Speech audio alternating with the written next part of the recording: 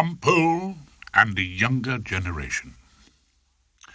I, Horace Rumpole, barrister at law, 68, next birthday, Old Bailey hack, husband to Mrs. Hilda Rumpole, known to me as she who must be obeyed, and father to Nicholas, lecturer in social studies at the University of Baltimore, take up my pen at this advanced age during a lull in business, in order to write my reconstruction of some of my recent triumphs, and perhaps give some entertainment to those who, like myself, have found in British justice a lifelong subject of harmless fun.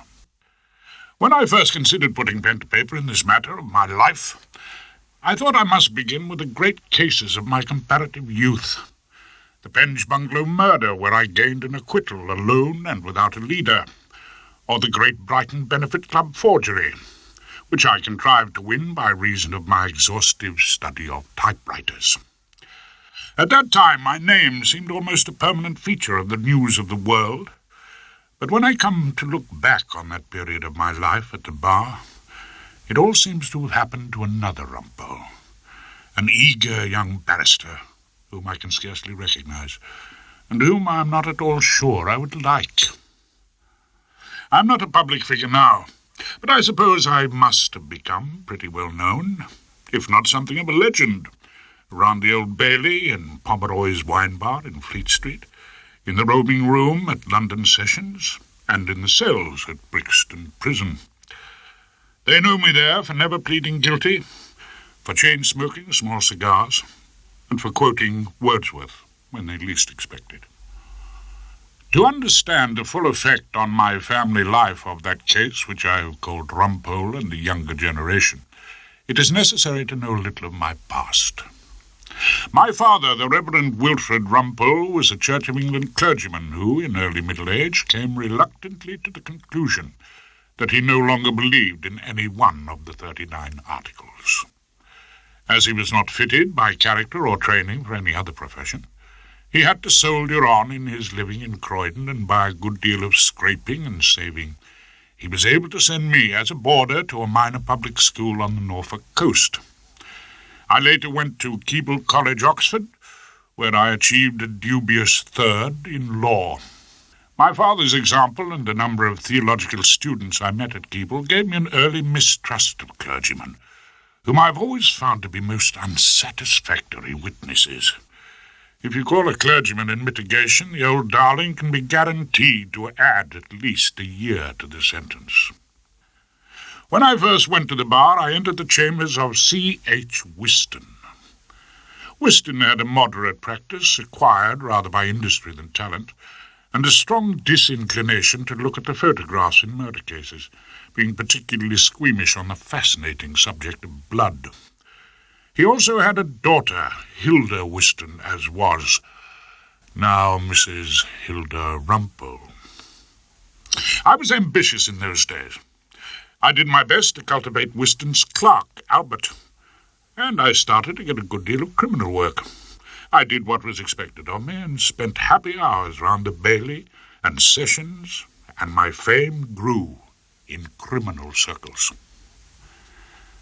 At the end of the day, I would take Albert for a drink in Pomeroy's wine bar. We got on extremely well, and he would always recommend his Mr. Rumpole if a solicitor rang up with a particularly tricky indecent assault or a nasty case of receiving stolen property. There is no point in writing your memoirs unless you are prepared to be completely candid, and I must confess that in the course of a long life I have been in love on several occasions. I'm sure that I loved Miss Porter, the shy and nervous but at times liberated daughter of Septimus Porter, my Oxford tutor in Roman law. And during my service with the ground staff of the RAF, I became helplessly smitten with the charms of an extremely warm-hearted and gallant officer of the WAFs, by the name of Miss Bobby O'Keefe. But I was no match for the wings of a pilot officer, as appeared on the chest of a certain Sam Three Fingers Doherty. But my relationship with Hilda Whiston was rather different. To begin with, she seemed part of life in Chambers. She was always interested in the law and ambitious, first for her widowed father, and then, when he proved himself unlikely Lord Chancellor material, for me. She often dropped in for tea on her way home from shopping, and Whiston used to invite me in for a cup. One year I was detailed off to be her partner at the Inns of Court ball. There it became clear to me that I was expected to marry Hilda. It seemed a step in my career, like getting a brief in the Court of Appeal or doing a murder. When she proposed to me, as she did over a glass of claret cup after an energetic waltz, Hilda made it clear that when old Whiston finally retired, she expected to see me head of chambers. I, who have never felt at a loss for a word in court, found absolutely nothing to say. In that silence, the matter was concluded. So now you must picture Hilda and me 25 years later, with a son at the same East Coast public school which I just managed to afford from the fruits of crime, in our matrimonial home at 25B Froxbury Court, Gloucester Road. We were having breakfast, and between bites of toast, I was reading my brief for that day, an Old Bailey trial of the 16-year-old Jim Timson, charged with robbery with violence, he having allegedly taken part in a wage snatch on a couple of elderly butchers, an escapade planned in the playground of the local comprehensive. As so often happens, the poet Wordsworth, that old sheep of the Lake District, sprang immediately to mind, and I gave tongue to his lines, well knowing that they must only serve to irritate she who must be obeyed. Trailing clouds of glory do we come from God who is our home. Heaven lies about us in our infancy. I looked at Hilda. She was impassively demolishing a boiled egg. I also noticed she was wearing a hat, as if prepared to set out upon some expedition. I decided to give her a little more Wordsworth, prompted by my reading the story of the boy Timson. Shades of the prison house begin to close upon the growing boy. Hilda spoke at last. Rumpole, you're not talking about your son, I hope. Shades of the prison house begin to close, not round our son, of course. No, not round Nick. Shades of the public school have grown round him, the 1,000 quid a year remand home. Hilda always thought it indelicate to refer to the subject of school fees. She became increasingly businesslike. He's breaking up this morning. Shades of the prison house began to open up for holidays. Nick has to be met at 11:15 at Liverpool Street and given lunch. When he went back to school, you promised him a show. You haven't forgotten. Hilda was clearing away the plates rapidly. To tell the truth, I had forgotten the date of Nick's holidays, but I let her assume I had a long-planned treat laid on for him. Of course I haven't forgotten. The only show I can offer him is a robbery with violence in No. 2 Court at the Old Bailey. I wish I could lay on a murder. Nick's always so enjoyed my murders. Well, I must fly, Hilda said. Daddy gets so crotchety if anyone's late, and he does love his visits. Our father, which art in Horsham, give my respects to the old sweetheart. It had also slipped my mind that old C.H. Whiston was laid up with a dicky ticker in Horsham General Hospital. The hat was, no doubt, a clue I should have followed. Hilda usually goes shopping in a headscarf. By now she was at the door and looking disapproving. Old sweetheart is hardly how you used to talk of the head of your chambers. And somehow I can never remember to call the head of my chambers Daddy. The door was open. Hilda was making a slow and effective exit. Tell Nick I'll be back in good time to get his supper. Your wish is my command, I muttered. And try not to leave the kitchen looking as though it's been hit by a bomb. I hear, O master of the blue horizons, I said, and added, for good measure, she who must be obeyed.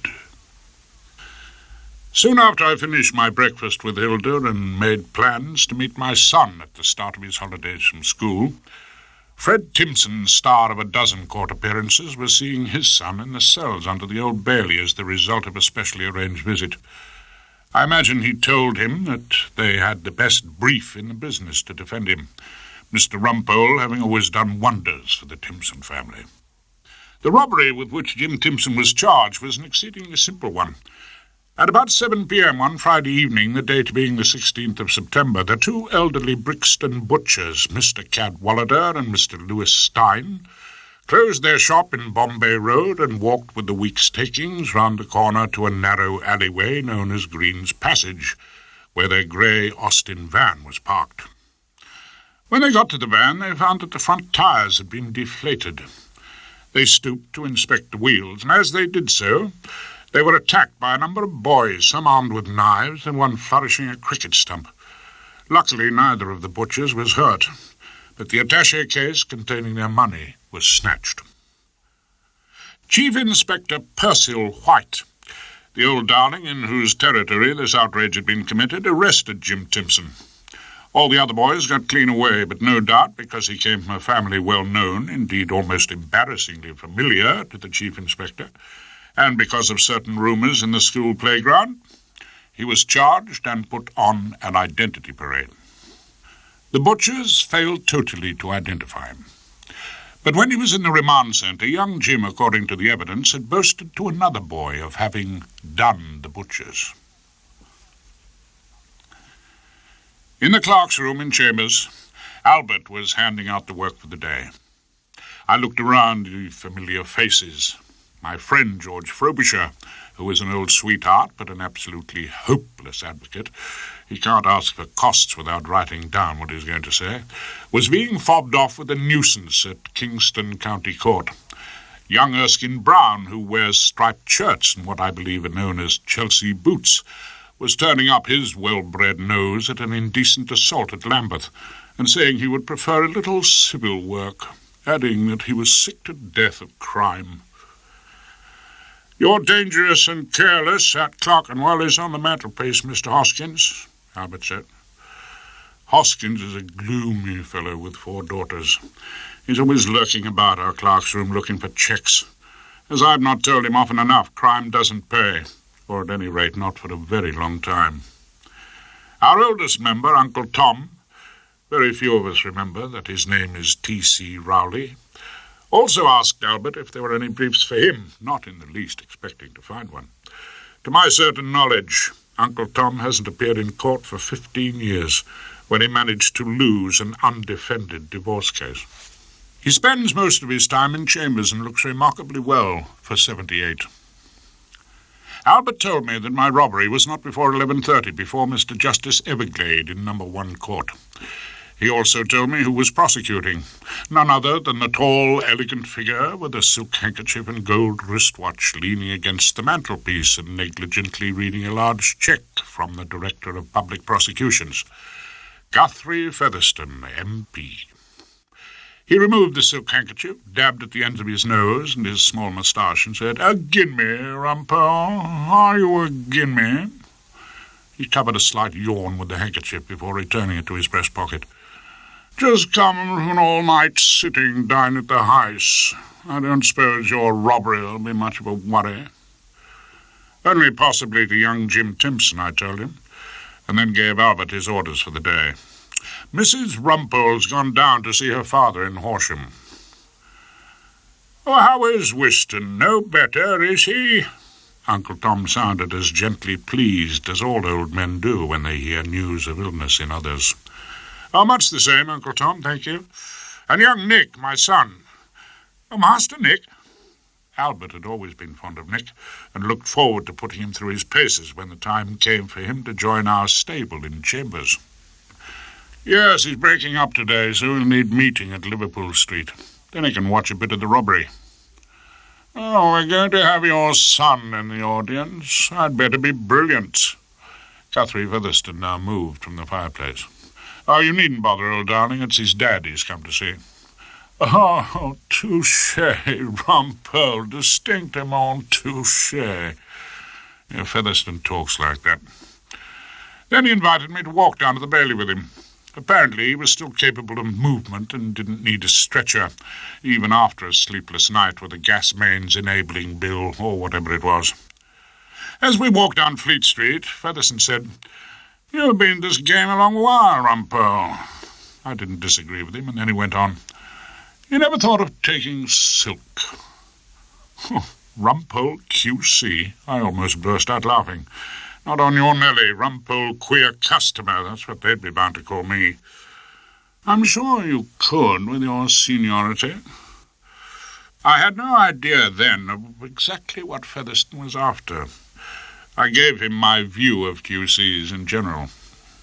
Or perhaps if I played golf with the right judges or put up for Parliament, they might make me an artificial silk, or at any rate a nylon.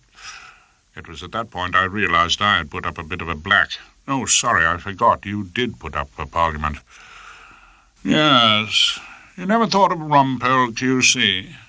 Featherston had apparently taken no offence. Never, I told him. I have the honour to be an Old Bailey hack. That's quite enough for me. At which point we turned up into Newgate Street, and there it was in all its glory. Touched by a hint of early spring sunshine, the Old Bailey, a stately law court decreed by the city fathers, an Edwardian palace with an extensive modern extension to deal with the increase in human fallibility. Why is it I never go in the revolving door without a thrill of pleasure, a slight tremble of excitement? Why does it seem a much jollier place than my flat in Gloucester Road, under the strict rule of she who must be obeyed? At the time when I was waving a cheerful umbrella at Harry, the policeman in the revolving door at the Old Bailey extension, my wife Hilda was at her daddy's bedside at the Horsham General, arranging her dozen early daffs and gently probing, as she told me that evening, on the subject of his future and mine. I'll have to give up, you know. I can't go on forever. Crocked up, I'm afraid, said Whiston. Oh, nonsense, Daddy. You'll go on for years. No, Hilda, no. They'll have to start looking for another head of chambers. This gave Hilda her opportunity. Well, Rumpole's the senior man, apart from Uncle Tom, and he doesn't really practice nowadays. Your husband a senior man? Whiston looked back on a singularly uneventful life. How time flies. I recall when he was the junior man, my pupil. Well, you said he was the best youngster on Bloodstains you'd ever known. Hilda was doing her best for me. Yes, your husband was pretty good on Bloodstains. Shaky, though, on the law of landlord and tenant. What sort of practice has Rumpole now? Well, I believe today it's the Old Bailey. Hilda was plumping pillows, doing her best to sound casual, and her father showed no particular enthusiasm for my place of work. It's always the Old Bailey, isn't it? Most of the time, yes, I suppose so. Sensing that Daddy would have thought better of me if I had been in the Court of Appeal or the Chancery Division, Hilda told me she thought of a masterstroke. Oh, Rumpole only went down to the Bailey because it's a family he knows. It seems they've got a young boy in trouble. And this appealed to Daddy. He gave one of his bleak smiles, which amounted to no more than a brief withdrawal of lips from the dentures. Son gone wrong, he said. Very sad, that. Especially if he comes of a really good family. That really good family, the Timsons, was out in force and waiting outside No. 1 Court by the time I had got on the fancy dress. Yellowing horsehair wig, gown, become more than a trifle tattered over the years, and bands round the neck that Albert ought to have sent to the laundry after last week's death by dangerous driving. As I looked at the Timson clan assembled, I thought the best thing about them was the amount of work of a criminal nature they had brought into chambers. They were all dressed for the occasion, the men in dark blazers, suede shoes and grey flannels, the ladies in tight-fitting suits, high heels, and elaborately piled hairdos. I had never seen so many ex-clients together at one time. Mr. Rumpole. Ah, Bernard, you're instructing me. Mr. Bernard, the solicitor, was a 30-ish, perpetually smiling man in a pinstriped suit. I'm always your instructing solicitor in the Timson case, Mr. Rumpole. Mr. Bernard beamed, and Fred Timson, a kindly man and most innocent robber, stepped out of the ranks to do the honours. Nothing but a best for the Timsons. Best solicitor and best barrister going. You know my wife, Vi? Young Jim's mother seemed full of confidence. As I took her hand, I remembered I had got Vi off on a handling charge after the Croydon bank raid. "Uncle Cyril?" Fred introduced the plumpish uncle with the small moustache, whom I was sure I remembered. What was his last outing exactly? Carrying housebreaking instruments by night. "Uncle Dennis? You remember Den, surely, Mr. Rumpole?" I did. Den's last little matter was an alleged conspiracy to forge logbooks. "And Den's Doris?" Auntie Doris came at me in a blur of hennaed hair and darkish perfume. "And yours truly, Frederick Timson, the boy's father." A family to breed from, the Timsons. Must almost keep the Old Bailey going single-handed. "You're going to do your best for our young Jim, I'm sure, Mr. Rumpole." I didn't find the simple faith of the Timsons that I could secure acquittals in the most unlikely circumstances especially encouraging. But then Jim's mother said something which I was long to remember. "He's a good boy. He was ever so good to me while Dad was away." So that was Jimbo's life. Head of the family at 14, when Dad was off on one of his regular visits to Her Majesty. "It's our young Jim's first appearance, like, at the Old Bailey." Fred couldn't conceal a note of pride. It was Jim Boy's bar mitzvah, his first communion. So we chatted a little about how all the other boys got clean away, which I told them was a bit of luck, as none of them would go into the witness box and implicate Jim. And Bernard pointed out that the identification by the butchers was pretty hopeless. Well, what did he expect? Would you have a photographic impression of the young hopeful who struck you a smart blow on the back of the head with a cricket stump? We talked with that curious suppressed excitement there always is before a trial, however disastrous the outcome may be. And I told them the only thing we had to worry about, as if that were not enough, was Jim's confession to the boy in the remand centre, a youth who rejoiced in the name of Peanuts Malloy. "Peanuts Malloy, little grass!" Fred Timson spoke with a deep contempt. "Old Percival White fitted him up with that one, didn't he?" Uncle Cyril said, as if it was the most natural thing in the world and only to be expected.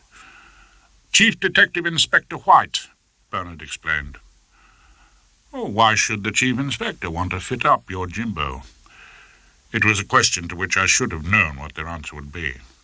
"Because he's a Timson, that's why," said Fred. "The Chief Inspector put that little grass into Jim's painting class at the remand centre." Fred had no doubt about it. Jim had apparently poured out his soul to Peanuts. The evidence sounded to my old ears completely convincing, and Bernard read us a snatch from his file. "We planned to do the old blokes from the butchers and grab the wages." That, I reminded the assembled company, is what Peanuts will say Jim told him. "You think I'd bring Jim up to talk in the neck like that? The Timsons ain't stupid." Fred was outraged, and Vi, pursing her lips in a sour gesture of wounded respectability, added, "His dad's always told him, never say a word to anyone you're banged up with, bound to be a grass, and especially not to one of the Malloys, noted grasses. That family always has been. No, Mr. Rumpole, no Timson would ever speak to a Malloy." "So you're sure Jimbo never said anything to Peanuts?" I was wondering exactly how I could explain the deep but not particularly creditable origins of this family hostility to the jury. "I give you my word, Mr. Rumpole, ain't that enough for you? No Timson would ever speak to a Malloy, not under any circumstances." When I saw the youngest Timson before his trial that morning, I couldn't help noticing how much smaller and how much more experienced he looked than my Nick. In his clean sports jacket and carefully knotted tie, he was well dressed for the dock, and he showed all the carefully suppressed excitement of a young lad about to step into the limelight of number one, with an old judge, 12 jurors, and a mixed bag of lawyers waiting to give him their undivided attention. "Me speak to Peanuts? No, Timson don't ever speak to Malloy. It's a point of honour, like." Jim added his voice to the family chorus. "So, Jim, what's the defence?" Little Jim knitted his brows and came out with his contribution. "Well, I didn't do it." "Now, that's an interesting defence, somewhat novel so far as the Timsons are concerned." I got my alibi, ain't I? Jim looked at me accusingly. Oh, yes, your alibi. I'm afraid I didn't sound overwhelmed with enthusiasm. Well, Dad reckoned it was pretty good. Mr. Bernard had his invaluable file open and was reading from that less-than-inspiring document, our notice of alibi. Straight from school on that Friday, September the 2nd, I went up to tea at my Auntie Doris's, and arrived there at exactly 5:30. At 6 p.m., my Uncle Den came home from work, accompanied by my Uncle Cyril. At 7 p.m., when this alleged crime was taking place, I was sat round the television with my auntie and two uncles. I well remember we was watching The Newcomers. All very neat and workmanlike. Well, that was it. The family gave young Jim an alibi, clubbed together for it like a new bicycle. However, I had to disappoint Mr. Bernard about the bright, shining alibi, and we went through the swing doors on our way to court. We can't use that alibi. We can't? Mr. Bernard looked wounded, as if I had just insulted his favourite child. Look, think about it, Bernard. Don't be blinded by the glamour of the criminal classes. Call the uncles and aunties. Let them all be cross-examined about their records. The jury will realise how Jimbo comes from a family of villains who keep a cupboard full of alibis for all occasions. Mr. Bernard was forced to agree, but I went into my old place in court, nearest to the jury, furthest from the witness box, thinking that the devilish thing about that impossible alibi was that it might even be true. So there I was, sitting in my favourite seat in court, down in the firing line, and there was Jim Boy, undersized for a prisoner, just peeping over the edge of the dock, guarded in case he ran amok and started attacking the judge by a huge dock officer. There was the jury, solid and grey, listening impassionately as Guthrie Featherston spread out his glittering mass of incriminating facts before them. As Featherston's carefully chosen words passed over our heads like expensive hair oil, and the Rumpole Supporters Club, the Timsons, sat and pursed their lips and now and then whispered, "Lies, all lies," to each other, I sat watching the judge rather as a noted toreador watches the bull from the barrier during the preliminary stages of the corrida, and remembering what I knew of Mr. Justice Everglade, known to his few friends as Florrie. Everglade's father was Lord Chancellor about the time when Jim's grandfather was doing over the Streatham Co-op. Educated at Winchester and Balliol, he always cracked the Times crossword in the opening of an egg. He was most happy with international trust companies suing each other on nice points of law, and was only there for a fortnight's slumming down the Old Bailey. I wondered exactly what he was going to make of Peanuts Malloy. Members of the jury, it's right that you should know that it is alleged that Timson took part in this attack with a number of other youths, none of whom have been arrested. Featherston purred. The boy stood on the burning deck whence all but he had fled, I muttered. But the judge was busy congratulating learned counsel for Her Majesty the Queen, who was engaged that morning in prosecuting the pride of the Timsons. "It's quite right you should tell the jury that, Mr. Featherston. Perfectly right and proper." "If your lordship pleases." Featherston was now bowing slightly, and my hackles began to rise. What was this, the old Chums League, fellow members of the Athenaeum? "I'm most grateful to your lordship for that indication." Featherston did his well-known butler passing the sherry act. I wondered why the old darling didn't crawl up on the bench with Mr. Justice Everglade and black his boots for him. "So I imagine that this young man's defence is, he wasn't justum generis with the other lads."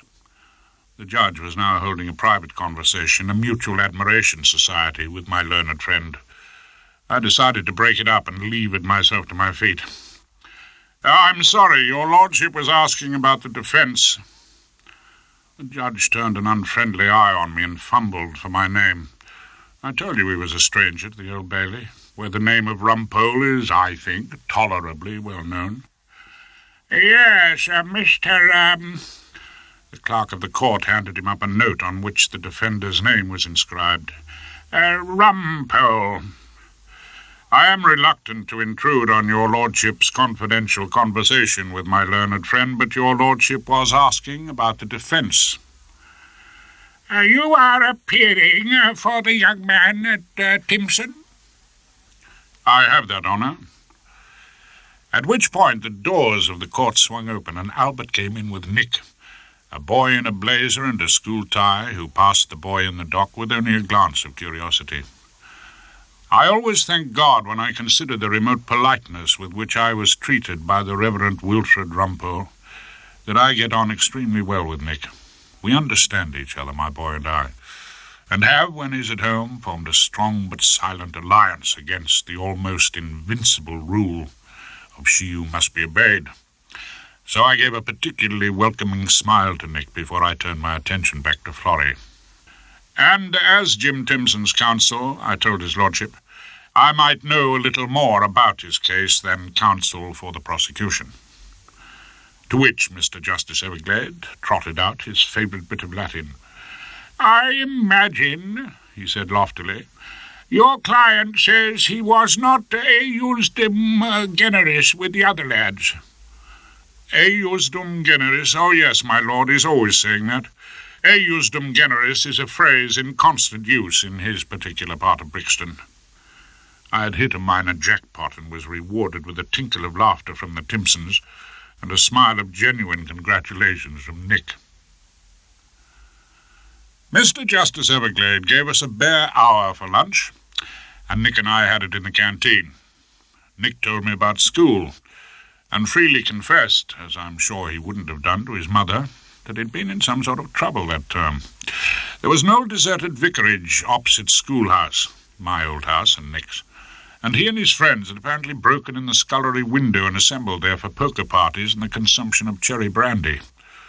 I was horrified as I drew up the indictment, which seemed to me to contain charges of burglary at common law, housebreaking under the Forcible Entries Act, contravening the Betting, Gaming, Lotteries Act, and serving alcohol on unlicensed premises. A Crabtree actually invited a couple of girls from the village. Nick continued his confession, but Bagnall never got to hear of that. Bagnall was Nick's headmaster. I cheered up a little at the last piece of information. Then there's no evidence of girls. As far as your case goes, there's no reason to suppose the girls ever existed. As for the other charges, which are serious. Yes, I suppose they are, rather. I imagine you were walking past the house on Sunday evening, and attracted by the noise, you went in to investigate. Dad, Bagnall came in and found us playing poker. Nick wasn't exactly being helpful. I tried another line. I know. My lord, my client was only playing poker in order not to look too pious while he lectured his fellow sixth formers on the evils of gambling and cherry brandy. Oh, Dad, be serious. Well, I am serious. Don't you want me to defend you? No, Bagnall's not going to tell the police or anything like that. I was amazed. He isn't. Well, what's he going to do? Well, I'll miss next term's exeat. Do extra work. I thought I should tell you before you got a letter. Thank you, Nick, thank you. I'm glad you told me so. There's no question of the police. Of course not, Nick was laughing. Bagnall doesn't want any trouble. I watched Nick as he finished his fish and chips, and then turned my thoughts to Jim Timson, who had also been at school, but with no kindly Bagnall to protect him. Back in court, I was cross-examining that notable grass, Peanuts Malloy, a skinnier, more furtive edition of Jim Timson. The cross-examination was being greatly enjoyed by the Timsons and Nick, but not much by Featherston or Chief Detective Inspector Percival White, who sat at the table in front of me. You don't speak, I put it to Peanuts. The Malloys and the Timsons are like the Montagues and the Capulets. What did you say they were? The judge had, of course, given me my opportunity. I smacked him through the slips for a crafty single. Not eiusdem generis, my lord, I said. Nick joined in the laughter, and even the ranks of Featherston had to stifle a smile. The usher called silence. We were back to the business in hand. Tell me, Peanuts, How would you describe yourself? Is that a proper question? Featherston uncoiled himself gracefully. I ignored the interruption. I mean, artistically. Are you a latter-day impressionist? Do all your oils in little dots, do you? Abstract painter? White squares on a white background? Do you indulge in watches melting in the desert like dear old Salvador Dali? I don't know what you're talking about. Peanuts played a blocking shot, and Featherston turned a weary smile to the judge. My lord, neither, I must confess, do I. Sit quietly, Featherston, I muttered to him. All will be revealed to you. I turned my attention back to Peanuts. Are you a dedicated artist, the Rembrandt of the Remand Centre? I hadn't done no art before. Peanuts confirmed my suspicions. So are we to understand that this occasion when Jim poured out his heart to you was the first painting lesson you'd ever been to? Peanuts admitted it. You'd been at the Remand Centre how long? Couple of months. I was done for a bit of an affray. I didn't ask you that, and I'm sure the reason you were on remand was entirely creditable. What I want to know is, what inspired you with this sudden fascination for the arts? Well, the chief screw. He suggested it. You were suddenly told to join the painting class, weren't you? And put yourself next to Jim. Something like that, yeah. And you were sent there not in the pursuit of art, Peanuts, but in the pursuit of evidence. You knew that, and you supplied your masters with just what they wanted to hear, even though Jim Timson didn't say a word to you. Everyone in court, including Nick, looked impressed. Detective Inspector White bit hard on a polo mint, and Featherston oozed to his feet in a rescue bid. I don't know quite what my learned friend is saying. Is he suggesting that the police... Oh, it's an old trick, I said, staring hard at the Chief Inspector. Bang the suspect up with a notable grass when you're really pushed for evidence. They do it with grown-ups often enough. Now they're trying it with children. Mr. Rumpole, the judge sighed, you are speaking a language which is totally foreign to me. Let me try and make myself clear, my lord. I was suggesting that Peanuts was put there as a deliberate trap. By now, even the judge had the point. You are suggesting that Mr. Malloy is not a genuine amateur painter? No, my lord, merely an amateur witness. Yes, I actually got a faint smile. I see. Please go on, Mr. Rumpole. Another day or so of this, I felt, and I'd get invited to tea at the Athenaeum. What did you say first to Jim, as you drew your easel alongside? Don't remember. Don't you? I think we were speaking about the stones. What stones are these? The judge's ignorance of the life around him seemed to be causing him some sort of wild panic. The Rolling Stones, my lord. The information meant nothing to him. Jazz musicians, as I understand it, my lord, of some notoriety. We was talking about the Stones concert at Hammersmith Odeon, Peanuts continued. We'd both been to it, like, and, well, we talked about that, and then Jim said, well, he said as how he and the other blokes had done a butcher's. Conversation had now taken a nasty turn. I saw that the judge was writing industriously. Jim said that he and the other blokes had done a butcher's. Then he looked up at me. Well, Mr. Rumpole, is that a convenient moment to adjourn?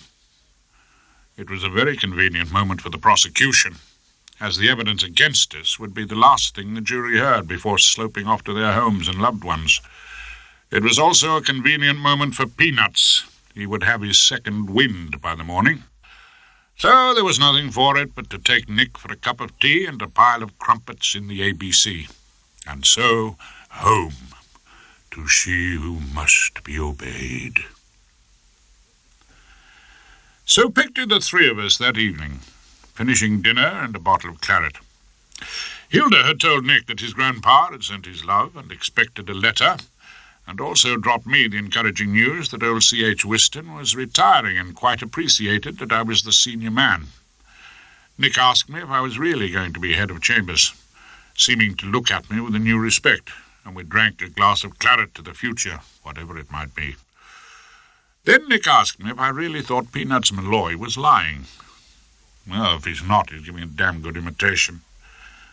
You were great with that judge, he said. I think Nick had really enjoyed himself. There was this extraordinary judge who was always talking Latin. Dad was teasing him, he said to his mother. Hilda was imposing her will on the pudding plates. You want to be careful how you tease judges, she warned, if you're to be head of chambers. On which line she departed, leaving Nick and I to our claret conversation. I began to discuss with Nick the horrifying adventure of the Speckled Band. You're not still reading those Conan Doyle tales, are you? Said Nick. No, well, not lately. But do you remember when I used to read them to you and we pretended to be Holmes and Watson when we went for walks in Hyde Park? I lit a small cigar and looked at the great detective through the smoke. Tell me, Holmes, what do you think was the most remarkable piece of evidence given by the witness Peanuts Malloy? When he said they were talked about the Rolling Stones. Holmes, you astonish me. You see, Watson, we were led to believe they were such enemies. I mean, the families were. They'd never spoken. There they were, chatting about a pop concert. Didn't that strike you as strange, my dear Watson? It struck me as bloody rum, if you want to know the truth, Holmes. I was delighted to see Nick taking over the case. They'd both been to the concert. Well, that doesn't mean anything. Not necessarily. I mean, I was at that concert. Oh, were you indeed? Yes. I don't know if all this helps. If they were old mates, you mean. So Jim might really have confided in him. All the same, Peanuts is lying. And you noticed it. You've got the instinct, Nick. You've got a nose for the evidence. Your career at the bar is bound to be brilliant. I raised my glass to Nick. When are you taking Silk? Shortly after this, she entered with the news that Nick had a dentist's appointment the next day, which would prevent his reappearance down the Bailey. All the same, he had given me a great deal of help, and before I went to bed, I telephoned Bernard, the solicitor, tore him away from his fireside, and instructed him to undertake some pretty immediate research. Next morning, Albert told me that he'd had a letter from old C.H. Whiston, Hilda's daddy, mentioning his decision to retire. I think we'll manage pretty well with you, Mr. Rumpole, as head of chambers, Albert told me. There's not much you and I won't be able to sort out, sir, over a glass or two in the Pomeroy's wine bar, and soon we'll be welcoming Master Nick in chambers. Nick, well, yes, I had to admit it. He is showing a certain legal aptitude. It'll be a real family affair, Mr. Rumpole, like father, like son, if you want my opinion. I remembered Albert's words when I saw Fred Timson waiting for me outside the court. But before I had time to brood on family tradition, Bernard came up with a rolled-up poster for a pop concert. I grabbed it from him and carried it as unobtrusively as possible into court. When Jim told you he'd done up the butchers, he didn't tell you the date that had happened. Peanuts was back facing the bowling, and Featherston was up to his usual tricks, trying to interrupt. My lord, the date is set out quite clearly in the indictment. The time had come, quite obviously, for a burst of righteous indignation. My lord, I am cross-examining on behalf of a 16-year-old boy on an extremely serious charge. I'd be grateful if my learned friend didn't supply information which all of us in court know, except for the witness. Very well. Do carry on, Mr. Rumpole. I was almost beginning to like Mr. Justice Everglade. No, he never told me when, like. I thought it was sometime in the summer. Peanuts tried to sound cooperative. Sometime in the summer? Are you a fan of the Rolling Stones, Peanuts? Yeah. Remind me, they were, Still vaguely puzzled, the judge was hunting back through his notes. Sleek as a butler with a dish of peas, Featherston supplied the information. The musicians, my lord. And was Jim a fan? I ploughed on, ignoring the gentleman's gentleman. He was, yeah. You had discussed music before you met in the remand centre? Before that, Nick? Oh, yeah. Peanuts was following me obediently down the garden path. You used to talk about it at school? Yeah, in quite a friendly way. I was conscious of a startled Fred Timson looking at his son. and of Jim in the dock looking for the first time ashamed. We was all right, yeah. Did you ever go to a concert with Jimbo? Please think carefully. Oh, we went to 1 or 2 concerts together, Peanuts conceded. In the evening? Yeah.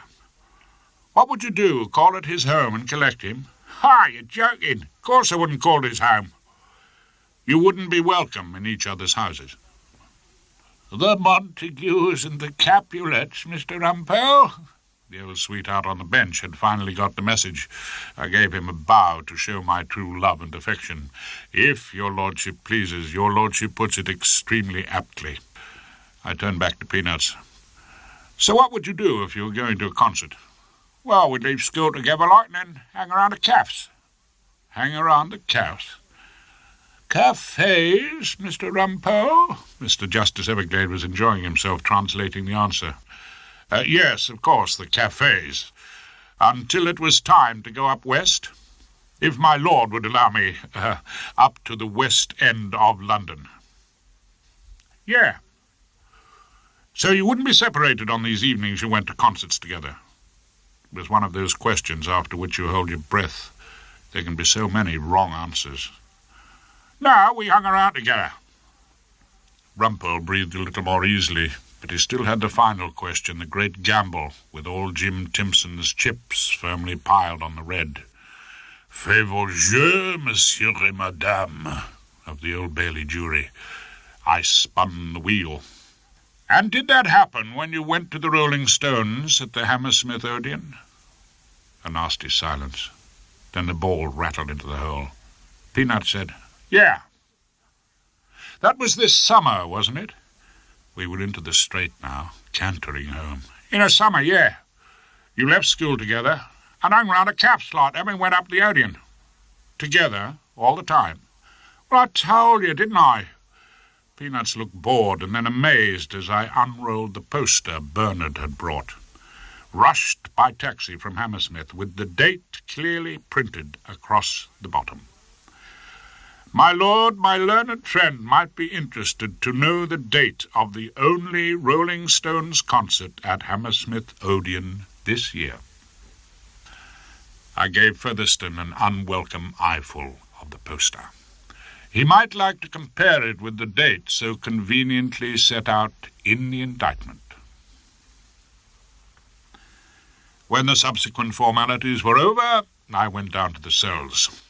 This was not a visit of commiseration. In fact, it would be fair to say I was bloody angry with Jimbo. You had an alibi. You had a proper, reasonable, truthful alibi. And joy of joys, it came from the prosecution. Why the hell didn't you tell me? Jim, who seemed to have little notion of the peril he had passed, answered me quite calmly. Dad wouldn't have liked it. Dad? What's Dad got to do with it? I was astonished. He wouldn't have liked it, Mr. Rumpole, not me going out with Peanuts. So you were quite ready to be found guilty, to be convicted of robbery, just because your dad wouldn't like it going out with Peanuts Malloy? Well, Dad got a family to alibi me. Jim clearly felt that the Timsons had done their best for him. Anyway, thanks a lot, Mr. Rumpole. Dad said I could rely on you to win the day, like. I better collect my things. Wait a minute. I didn't win the day. It was luck, the purest fluke. It won't happen again. Ah, you're joking, Mr. Rumpole. Jim thought I was being modest. Dad told me about you. He says you never let the Timsons down. I had a sudden vision of my role in life, from young Jim's point of view, and I gave him the voice of outrage which I use frequently in court. I had a message of importance for Jim Timson. Do you think that's what I'm here for? To help you along in a career like your dad's? Jim was still smiling maddeningly. My God, I shouldn't have asked those questions. I shouldn't have found out the date of the concert. Then you'd really be happy, wouldn't you? You could follow in Dad's footsteps all your life. Sharp spell of Borstal training to teach you the mysteries of housebreaking, and then a steady life in the nick. Oh, you might really do well. You might end up in Parkhurst, maximum security wing, doing a glamorous 20 years and a hero to the screws. At which the door opened and a happy screw entered for the purpose of springing young Jim. Until the inevitable next time. We've got his things at the gate, Mr. Rumpole.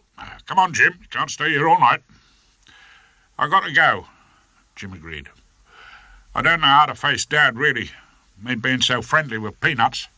"Jim," I tried a last appeal, "if you're at all grateful for what I did—" "Oh, I am, Mr. Rumpole. I'm quite satisfied."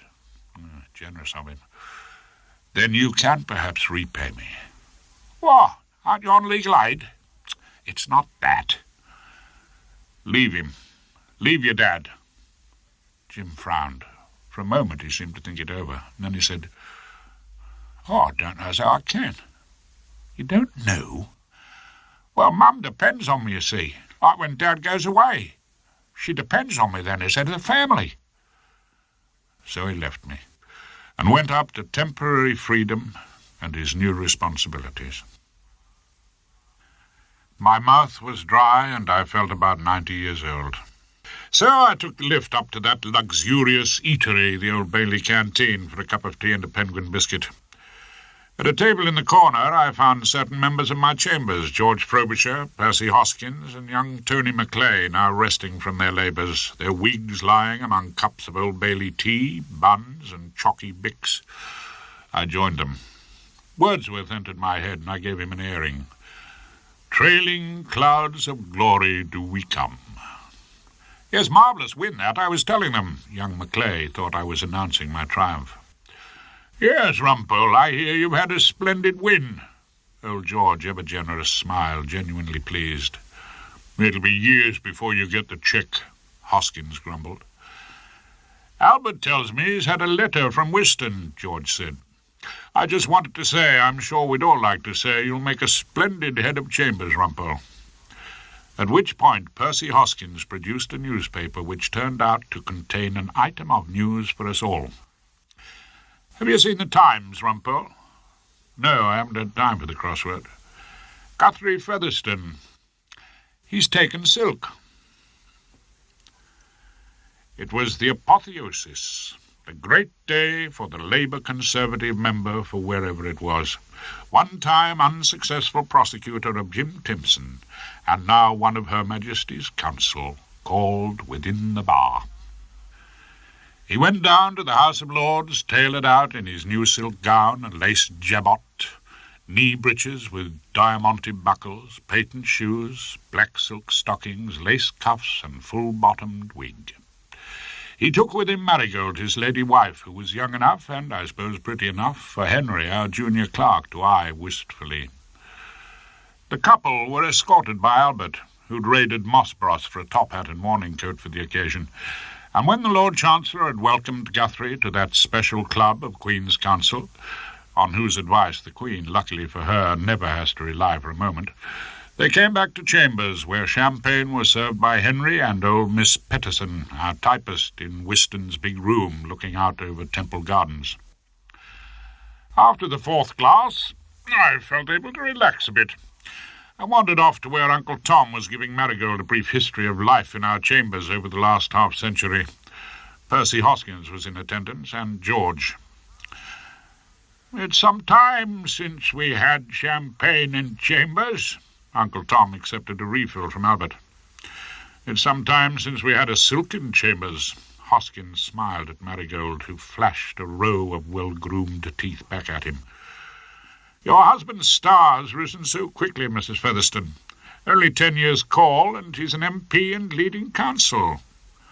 Hoskins was clearly so excited by the whole business he had stopped worrying about his cheques for half an hour. "Oh, it's the PR, you know. Guthrie's frightfully good at the PR. Guthrie always says the most important thing at the bar is to be polite to your instructing solicitor. Don't you find that, Mr. Rumpole?" "Polite to solicitors? It's never occurred to me." "Guthrie so admires you, Mr. Rumpole. He admires your style of advocacy." I had just sunk another glass of the beaded bubbles as passed by Albert, and I felt a joyous release from my usual strong sense of tact and discretion. "I suppose it makes a change from bowing 3 times and offering to black the judge's boots for him." Marigold's smile didn't waver. "He says you're most amusing out of court, too. Don't you quote poetry?" "Only in moments of great sadness, madam, or extreme elation." Guthrie's so looking forward to leading you in his next big chase." This was an eventuality which I should have taken into account as soon as I saw Guthrie in silk stockings. As a matter of fact, it had never occurred to me. "Leading me? Did you say leading me?" "Well, he has to have a junior now, doesn't he? Naturally, he'll want the best junior available." "Now he's a leader?" "And now he's left the junior bar." At which point the QC himself bore down on us in a rustle of silk and drew me into a corner. "I just want to say I don't see why recent events should make the slightest difference to the situation in Chambers. You are the senior man in practice, Rumpole." Henry was passing with the fizzing bottle. I held out my glass, and the tide ran foaming in it. "You wrong me, Brutus," I told Featherston. "You said an older soldier, not a better." Quotation. Touché. Very apt. Is it? I mean, all this will make absolutely no difference. I'll still support you, Rumpole, as the right candidate for head of Chambers." I didn't know about being a candidate, having thought of the matter as settled, and not being much of a political animal. But before I had time to reflect on whatever the honourable member was up to, the door opened, letting in a formidable draught, and the head of Chambers, C.H. Whiston, she's daddy, wearing a tweed suit, extremely pale, supported by Albert on one side and a stick on the other. He made the sort of formidable entrance that the ghost of Banquo stages at dinner with the Macbeths. He was duly installed in an armchair, from which he gave us all a wintry smile. "Albert wrote to me about this little celebration. I was determined to be with you, and the doctor has given permission for no more than one glass of champagne." Whiston held out a transparent hand into which Albert inserted a glass of non-vintage. Whiston lifted this with some apparent effort and gave us a toast. "To the great change in Chambers. Now we have a silk. Guthrie Featherston, QC MP." I had a large refill to that. Whiston absorbed a few bubbles, wiped his mouth on a clean folded handkerchief, and proceeded to the oration. "You, Featherston, have brought a great distinction to Chambers. You know, when I was a young man, you remember when we were young men, Uncle Tom, we used to hang around in Chambers for weeks on end. I well recall we used to pray for work, any kind of work. But as you grow older at the bar, you discover it's not having any work that matters. It's the quality that counts." Yeah. I'm always saying we ought to do more civil. This was the dutiful Erskine Brown inserting his oar. "Now, Guthrie Featherston, QCMP, will, of course, command briefs in all divisions, planning, contract." Whiston's voice sank to a note of awe. "Even chancery. I was so afraid after I've gone that this Chambers might become known as merely a criminal set. And, of course, there's no doubt about it. Too much criminal work does rather lower the standing of a Chambers." "Couldn't you install pithead baths?" I hadn't actually meant to say it aloud, but it came out very loud indeed. Horace." Whiston turned his pale eyes on me for the first time. "So we can have a good scrub down after we get back from the Old Bailey. Now, Horace Rumpole, and I mean no disrespect whatever to my son-in-law, Horace does practice almost exclusively in the criminal courts." "One doesn't get the really fascinating points of law, not in criminal work." Erskine Brown was adding unwanted support to the motion. "I've often thought we should try and attract some really lucrative tax cases into Chambers." That, I'm afraid, did it. Just as if I were in court, I moved slightly to the centre and began my speech. "Tax cases?" I saw them all smiling encouragement at me. "Marvellous! Tax cases make the world go round. Compared to the wonderful world of tax, crime is totally trivial. What does it matter if some boy loses a couple of years of his life? Totally unimportant. Anyway, he'll grow up to be banged up for a good 5, shut up with his own chamber pot in some convenient hole we all prefer not to think about.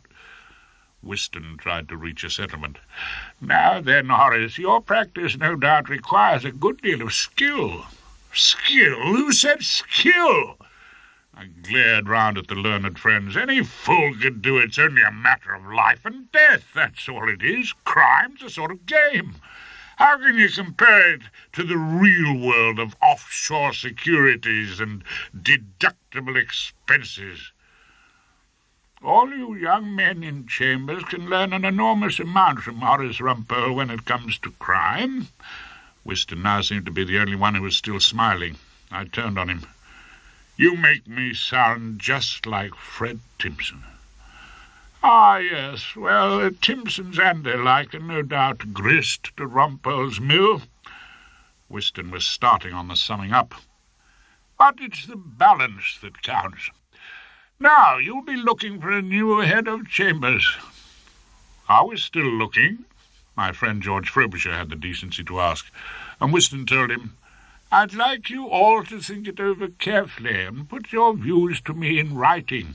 We should all try and remember it's the good of the chambers that matters, not the feelings, however deep they may be, of any particular person. He then called on Albert's assistants to raise him to his feet, lifted his glass with an effort of pure will, and offered us a toast to the good of chambers. I joined in and drank deep, it having been a good 30 seconds since I had had a glass to my lips. As the bubbles exploded against my tongue, I noticed that the Featherstons were holding hands, and the brand-new artificial silk was looking particularly delightful. Some weeks later, when I gave Hilda the news, she was deeply shocked. Guthrie Featherston, head of chambers. We were at breakfast. In fact, Nick was due back at school that day. He was neglecting his cornflakes and reading a book. By general acclaim... Oh, I'm sorry. Hilda looked at me as if she'd just discovered that I'd contracted an incurable disease. Oh, he can have the headaches working out Albert's extraordinary bookkeeping system. I thought for a moment. Yes, I'd like to have been head of chambers. And then put the thought from me. If only you could have become a QC. She was now pouring me an unsolicited cup of coffee. I reminded Nick that I'd promised to see him off at Liverpool Street, finished my cooling coffee, stood up and took a glance at the book that was absorbing him, expecting it to be, perhaps, that spine-chilling adventure relating to the footprints of an enormous hound. To my amazement, the shocker in question was entitled simply, Studies in Sociology. It's interesting. Nick sounded apologetic. You astonish me. Old Bagnall was talking about what I should read if I get into Oxford. Well, of course you're going to read law, Nick. We're going to keep it in the family. Hilda, the barrister's daughter, was clearing away deafeningly. Well, I thought perhaps PPE and then go on to sociology. Nick sounded curiously confident. Before Hilda could get in another word, I made my position clear. PPE. That's very good, Nick. That's very good indeed. For God's sake, let's stop keeping things in the family. Later, as we walked across the barren stretches of Liverpool Street Station, I tried to explain what I'd meant. That's what's wrong, Nick. That's the devil of it. They're being born round us all the time. Little Mr. Justice Everglades, little Timsons, little Guthrie Featherstons. All being set off to follow in Father's footsteps. We were at the barrier, shaking hands awkwardly. Let's have no more of that. No more following in Father's footsteps. Nick smiled, although I have no idea if he understood what I was trying to say. I'm not totally sure that I understood it either. Then the train removed him from me. I waved for a little, but he didn't wave back. That sort of thing is embarrassing for a boy.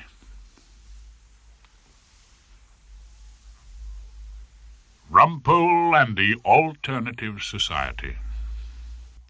In some ways, the coppers, the fuzz, old Bill, whatever you may care to call them, and a very conservative body.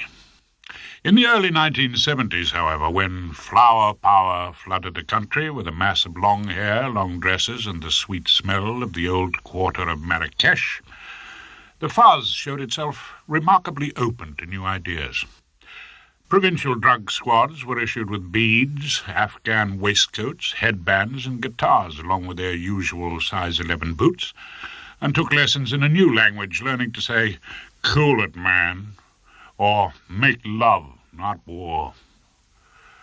It was also a time when the figures of the establishment fell into disrepute, and to be a barrister was to be regarded by the young as a sort of undesirable cross between Judge Jeffreys and Mr. Nixon, as I knew from the sullen looks of the young ladies Nick, who was then at Oxford and reading PPE, brought home in the holidays.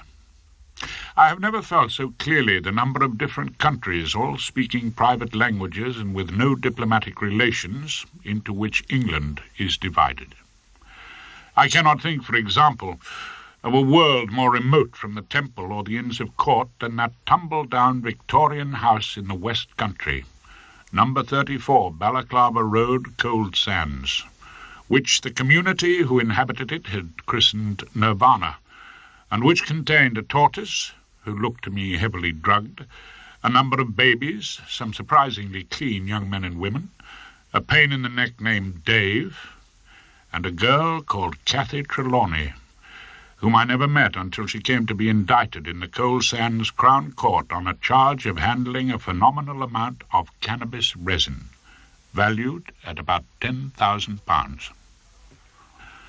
Cold Sands is a rather unpopular resort in the west of England, with a high rainfall, a few Regency terraces, a large number of old people's homes, and a string quartet at tea time in the winter gardens. On the face of it, an unlikely place for crime to flourish. But a number of young people did form a community there at Nirvana, a place which the local inhabitants regarded as the scene of numerous orgies.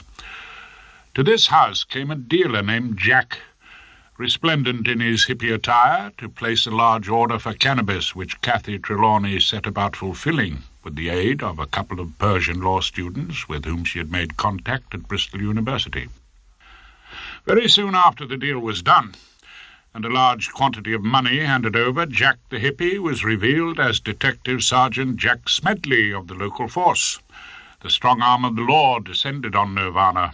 The Persian law students decamped to an unknown address in Morocco, and Rumpole, who had had a few notable successes with dangerous drugs, was dug out of Old Bailey and placed upon the 12:15 from Paddington to Coal Sands, enjoying the rare luxury of a quiet corner seat in a first-class luncheon car by courtesy of the Legal Aid Fund of Great Britain.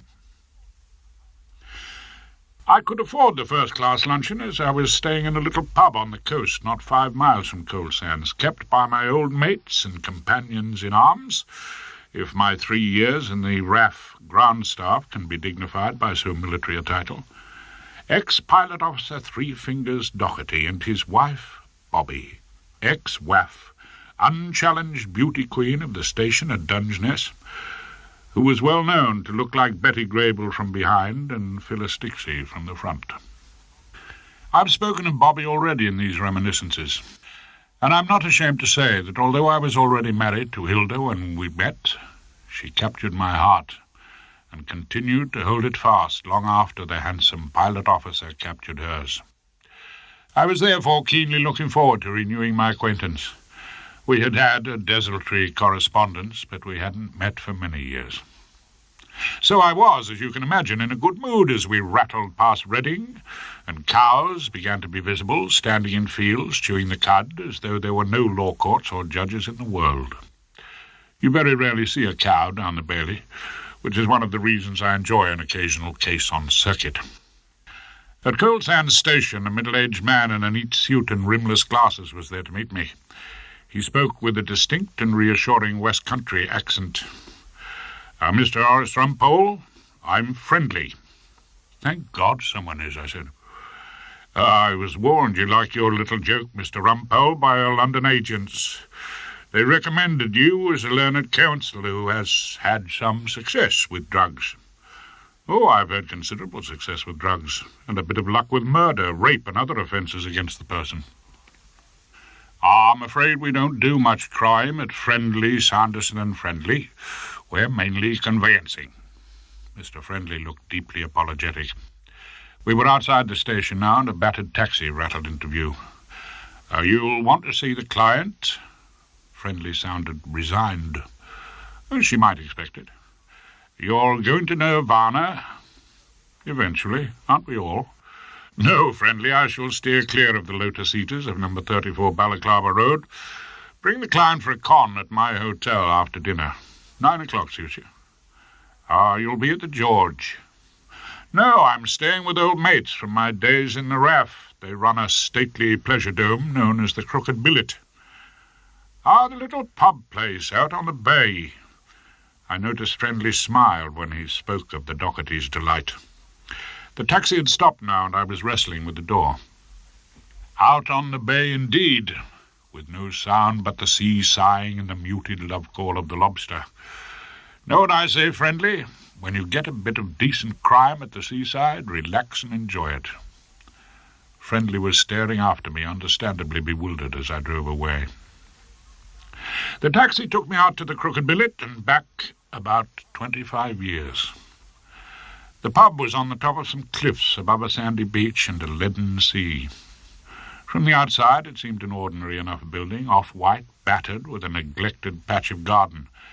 But inside it was almost a museum of the great days of World War II. Behind the bar were Sam's trophies, a Nazi helmet, a plaster bust of Churchill, a model Spitfire, framed photographs of ex-pilot officer Doherty in his flying jacket, standing by his beloved Lancaster, and a signed portrait of Vera Lynn. Someone was clanking bottles behind the bar, but I could see no more than a comfortable bottom in old blue slacks. I put out a red alert. "Calling all aircrew, parade immediately." At which Bobby Doherty turned, straightened up, and smiled. Age had added to the generosity of her curves. Her blonde hair looked more metallic than of old. The lines of laughter round her mouth and eyes had settled into permanent scars. She looked, as always, irrepressibly cheerful, as if middle age, like the war, was a sort of joke and there to be enjoyed. "Rumpole, you old devil!" "You look beautiful," I said, as I had often done in the past, and meant it just as much. "Liar!" she smiled. "Drop of rum?" I didn't see why not, and perched myself on a bar stool while she milked the rum bottle. Soon Rumpole was in reminiscent mood. "Takes me right back to the Naffy hop. New Year's Eve, 1943. Sam was out bombing something, and I had you entirely to myself for a couple of hours of the bumps of Daisy. How is old Sam?" "Bloody doctor." For the first time Bobby looked less than contented. "Doctor?" "Dr. Mackay. Came here with a face like an undertaker. 'Mrs. Doherty, your husband's got to get out of the licensing trade, or I'll not give him more than another year. Get him into a small bungalow and onto soft drinks.'" She smiled ruefully. Can you imagine Sam in a bungalow? Or on soft drinks? The mind boggles. "He'll find lime juice and soda has a pleasant little kick to it. That's what the doctor told me. I told him Sam's not scared. Sam used to go out every night to kill himself. He misses the war dreadfully. I expect he does. Saturday night in the Crooked Billet and a bloody good piss-up. That's the nearest he gets to the old days in the RAF. You want to be careful he doesn't rush out and bomb Torquay, I warned her. Was delighted to see her laugh. The point is, should I tell him? Well, won't your Dr. Mackay tell him? You know how Sam is. He won't see hide nor hair of the doctor. So what should I do? Well, why ask me? Well, you're the bloody lawyer, darling. You're meant to know everything. At which point I was aware that behind us a man had come into the bar. I turned and saw him scowling at us. He was wearing a blazer, an RAF scarf in an open shirt, and scuffed suede shoes. I saw a good-looking face, grey hair and a grey moustache, all gone slightly to seed. It was none other than ex-pilot officer Sam Three Fingers Doherty. "We're not open yet." He seemed to have not yet completely awakened from a deep afternoon kip as he advanced on us, blinking at the lights round the bar. "Sam, can't you see who it is?" Bobby said, and her husband, who had at last identified the invasion, roared at me. "My God, it's old grounded Rumpole! Rumpole of the ops room!" He moved rapidly to behind the bar and treated himself to a large Teacher's, which he downed quickly. "What the hell brings you to this neck of the woods?" "He wrote us a letter." "Never read letters." "What brings me?" I said. "A lady, you might say a damsel in bloody great distress." "You're not still after Bobby, are you?" Sam was only pretending to be suspicious. "Of course, till the day I die. But your wife's not in distress, exactly." "Aren't I?" Bobby looked down into the depths of her gin and tonic, and I filled them in on the nature of my mission. "The lady in question is a certain Miss Cathy Trelawney, one of the lotus eaters of Nirvana, 34 Balaclava Road, done for the possession of a suitcase full of cannabis resin." I had put up, as we used to say in the old days, a black. If I had asked the Reverend Ian Paisley to pray for the Pope, I couldn't have invited an icier gaze of disapproval than Sam gave me as he said, "You're defending her?" "Yeah, against your crafty constabulary. Come in here, does she?" "Not bloody likely. That crowd from Balaclava Road wouldn't get past the door. Anyway, they don't drink." The glass of Teacher's was recharged to banish the vision of the lotus eaters invading the crooked billet. Oh, dear me, is there no end to their decadence? But you know my client. Never clapped eyes on her, thank God. No doubt she's about as glamorous as an unmade bed. Oh, no doubt at all. Gloomily, I thought he was almost certainly right. Something peering through glasses, I thought, out of a mop of unwashed hair. "How can you defend that creature?" "Oh, easy. Prop myself to my feet in court and do my best." "But you know damn well she's guilty." It's the one great error everyone makes about my learned profession. They think we defend people who've told us they did the deed. This legend doesn't add to the esteem in which barristers are held, and I sighed a little as I exploded the myth for the 1,000th time. "Ah, there you're wrong. I don't know that at all." "Ah, pull the other one." "I don't know. And if she ever admitted it to me, I'd have to make her surrender and plead guilty. We've got a few rules, old sweetheart. We don't deceive courts, not on purpose." "You mean you think she's innocent?" Sam made it clear that no one who lived in a commune called Nirvana could possibly be innocent of anything. "At the moment, I think she's the victim of a trick by the police. That's what I'll have to go on thinking, until she tells me otherwise." "That's ridiculous. The police don't trick people, not in England." Sam clearly felt he'd not delivered us from the Nazi hordes for nothing. "Oh, never had a plain-clothes copper come in here and order a large scotch after closing time?" I asked him. "The bastards! Oh, no, but that's entirely different." "Oh, yes, of course. Anyway, who's paying you to defend Miss Slagheap?" It hurt me, but I had to tell him. "Fasten your seatbelt, old darling. You are. Miss Cathy Trelawney is on legal aid, and I am here by courtesy of the ratepayers of Coal Sands." I lifted my rum in Sam's direction. "Thank you, Three Fingers. Thank you for your hospitality." Later I sat in the residence lounge working on my brief. Already I had a plan of campaign. When the detective sergeant went to buy Miss Trelawney's cannabis, he was disguised as a hippie and acting, I was quite prepared to argue, as an agent provocateur. If I could establish that my client would never have committed any sort of crime unless the police had invited her to, I might, given a fair wind and a sympathetic judge, have the whole of the police evidence excluded, which would lead to the collapse of the prosecution, a Zen service of thanksgiving at Nirvana, and Rumpole triumphant. I had worked out an argument that might appeal to a judge when the door from the bar opened to admit Mr. Friendly and my client. I had, I felt, known Miss Cathy Trelawney for a long time. As she smiled, she reminded me strongly of Rosalind in the Forest of Arden, or Viola comforting the lovesick Duke. She had a long, slender neck, a mass of copper-coloured hair, friendly blue eyes, and she was exceedingly clean. As soon as I saw her, I decided that my one ambition in life was to keep her out of Holloway. I had to take a quick gulp from the glass beside me before I could steady my nerve to read out a passage from the depositions. Miss Trelawney was sitting quietly, looking at me as if I was the one man in the world she had always wanted to meet, and she hoped we would soon be finished with the boring case, so we could talk about something interesting and deeply personal. Real cool house, man. I was reading out the detective sergeant's evidence with disgust. You can't score nothing in this hick town. You don't get no trouble from the fuzz. Just from the way the old darling talked, didn't you twig he was a sergeant from the local drug squad? Miss Trelawney showed no particular reaction, and Friendly quickly filled the silence.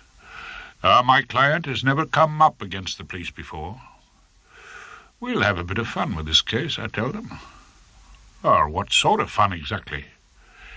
In the absence of the jury, we will ask the judge to rule the whole of Detective Sergeant Jack Smedley, alias Jack the Hippie's evidence, inadmissible, on the sole ground that it constituted a trick, that it is the testimony of an agent provocateur, a nasty foreign expression for a nasty foreign thing.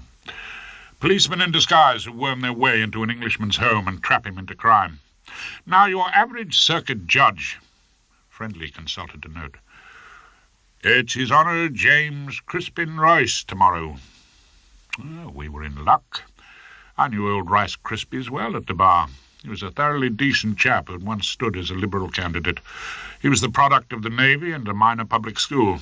No doubt he'd had it firmly implanted in him in the fourth form. Never trust a sneak. You think he might rule out the evidence? If we can implant a strong dislike of Sergeant Smedley and the old darling, I told them. Disgusting behaviour, Your Honour. The police are there to detect crime, not manufacture it. I warmed to my task. It's un-English, unethical, and clearly shows that this crime was deliberately created by the police. Wordsworth crept into my mind, and I didn't send him about his business. It is not to be thought of that the flood of British freedom which to the open sea... I paused, insecure on the words, and then very quietly, and for the first time, Miss Cathy Trelawney spoke with words appropriately supplied by the old sheep of the Lake District. Of the world's praise from dark antiquity hath flowed with pomp of waters unwithstood should perish. You know it, I asked her, surprised. Wordsworth, a little. I thought no one did nowadays. Whenever I come out with him in the bar mess, they look amazed. It's unusual for a client to know Wordsworth. I teach kids English. Oh, yes, of course you do. I'd learned from the brief that all the inhabitants of Nirvana were in work. There's one thing I wanted to ask you. Now she'd broken the ice, there seemed to be no holding her. What do you want me to say exactly? Say nothing. Rely on me, with a little help from Wordsworth. Later I walked my client to the bus shelter. It was a still, rather warm September night. The sea murmured perpetually, and the moonlight lit up the headland and whitened the strip of beach.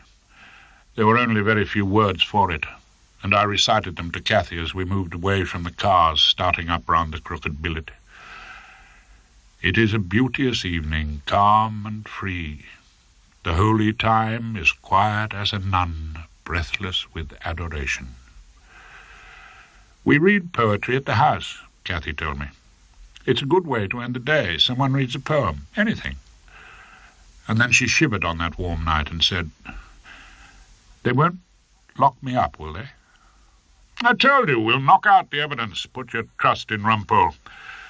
I tried to sound as cheerful as possible, but she stood still, trembling slightly, her hand on my arm. My brother Pete's locked up in Turkey. 12 years. He was always such a scared kid. He couldn't sleep with the door shut. Neither of us could. What on earth did your brother do in Turkey? Drugs, she said. And I wondered what sort of an idiot her brother must be. Then she asked me, Will it be over soon? It'll be over. There were lights coming up the hill to take her away from me. That's my bus. Why don't you come and see me in Nirvana? Then the most strange thing happened. She leant forward and kissed me quite carefully on the cheek. Then she was gone, and I was saying to myself, Nirvana, why ever not? I walked back to the Crooked Billet in a state of ridiculous happiness. Flower power that year was exceedingly potent. When I got down to the Shire Hall and into the wig and gown the next morning, I had my first view of the inhabitants of Nirvana, the lotus-eaters of 34 Balaclava Road. They were out in force. Clean jeans, Mexican-looking shawls, the statutory baby. One tall coloured boy, whom I later discovered to be called Oswald, was carrying a small flute. I just hoped they weren't going to mistake the whole business for a bit of harmless fun around the South African embassy. Morning. You must be Rumpole. Welcome to the Western Circuit. I was being addressed by a tall fellow with a rustic tan beneath his wig, a gentleman farmer and gentleman barrister. Took, Vernon Took's my name. I'm prosecuting you. That's awfully decent of you. I smiled at him. Took glanced disapprovingly at my supporters club. I say, Rumpole, where'd you get that shawl from? Rent a hippie? Ha! What a life, eh? Gangbangs on the National Assistance. Did I detect in Farmer Took's voice a note of envy? Used to be a decent area, he continued. Balaclava Road, until that lot got their foot in the door. Squatters, are they? They've got a 9-year lease, and they've all got jobs. The only fellows scrounging off the state, Took, are you and I. Really, Rumpole? Took looked pained. Well, they're paying you on the rates, aren't they? Ha, ha, ha, most amusing. It looked as if I'd pointed out a bad case of foot and mouth in the herd. Is this going to take long? He asked anxiously. Coal Sands Jim Carter tomorrow. We tend to make it rather a day out. I don't suppose so. It's quite a simple point of law. Law, Rumpole? Did you say law? The casually dropped word seemed to fill Took with a certain amount of dread. Yeah, that's right. You do have law, I suppose, down on the Western Circuit. I left Took and moved towards the commune. A young man with dark hair and a permanent frown, who seemed to be their leader, greeted me, as I thought, in an unfriendly fashion. You a lawyer? I admitted it. Cathy, smiling as ever, introduced him to me as a friend of hers named Dave Hawkins. I speculated with a ridiculous stab of regret that the friendship was a close one. Will she be going in today? Dave wanted to be put in the picture. In? Into the witness box. I mean, there's something I wanted to say. It's pretty important. I was accustomed to being the sole person in charge of my cases. I put Dave right, patiently.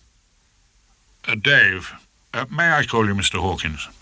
If I were a doctor taking out your appendix, old darling, you wouldn't want Cathy, would you, telling me where to put the knife? At this point, the usher came out of court and called, Catherine Trelawney. You'd better answer your bail. As I said this, Cathy gave a little shiver and asked me, Will they lock me up now? Of course not. Trust me. The usher called her again. I dropped the remnants of the small cigar on the marble floor of the Shire Hall and ground it underfoot. The lance was in the rest. Sir Galahad Rumpole was about to do battle for the damsel in distress. All words to that effect. Halfway through the afternoon, things were going pretty well. Rice Krispies, doing his job in a very decent fashion, was decidedly interested in the point of agent provocateur. Cathy was smiling in the dock, the commune were gripped by the spectacle, and outside the courtroom the baby, unaware of the solemnity of the occasion, was yelling lustily.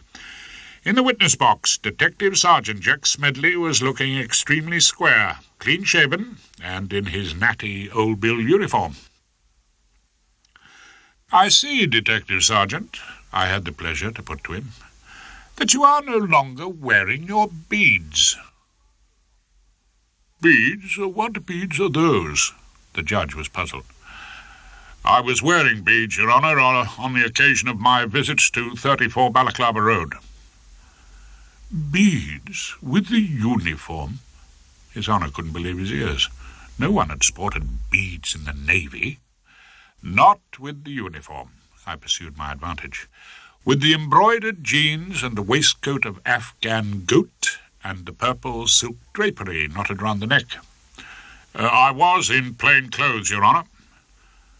Plain clothes, Sergeant? You were in fancy dress.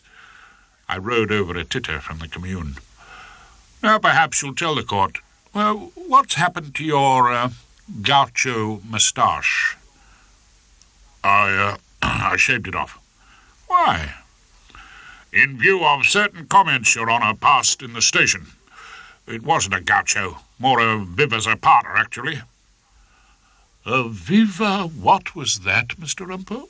The judge seemed to feel the world slipping away from him. The officer was affecting the moustache, Your Honour, of a well-known South American revolutionary. This news worried the old darling on the bench deeply. A South American? Can you tell me, officer, what was the purpose of this elaborate disguise? The witness paused. I filled the gap with my humble submission. May I suggest an answer, Sergeant? You took it into your head to pose as a drug dealer in order to trap this quite innocent young woman into taking part in a filthy trade she wouldn't otherwise have dreamt of. Well, yes, but what did he say? Rice Krispies pounced on the grudging admission. Your Honour, the witness tried to start again.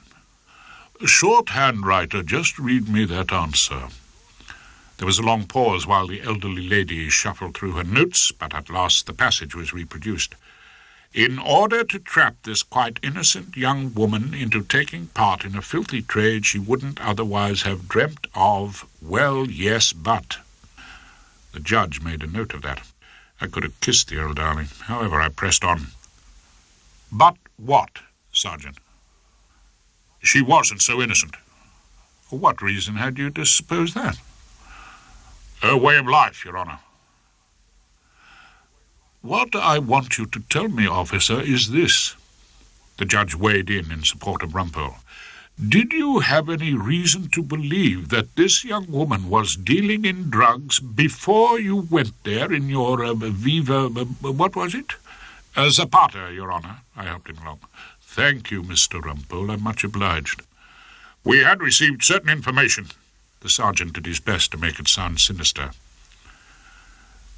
And will you let us into the secret, officer? What was this information? That Miss Trelawney was the type to get involved. Involved by you? Involved already. Tuke, who seemed to feel that the case was eluding his grasp, rose to his feet. I shall be calling the evidence, Your Honour, of the neighbour, Miss Tigwell. Very well, Mr. Tuke.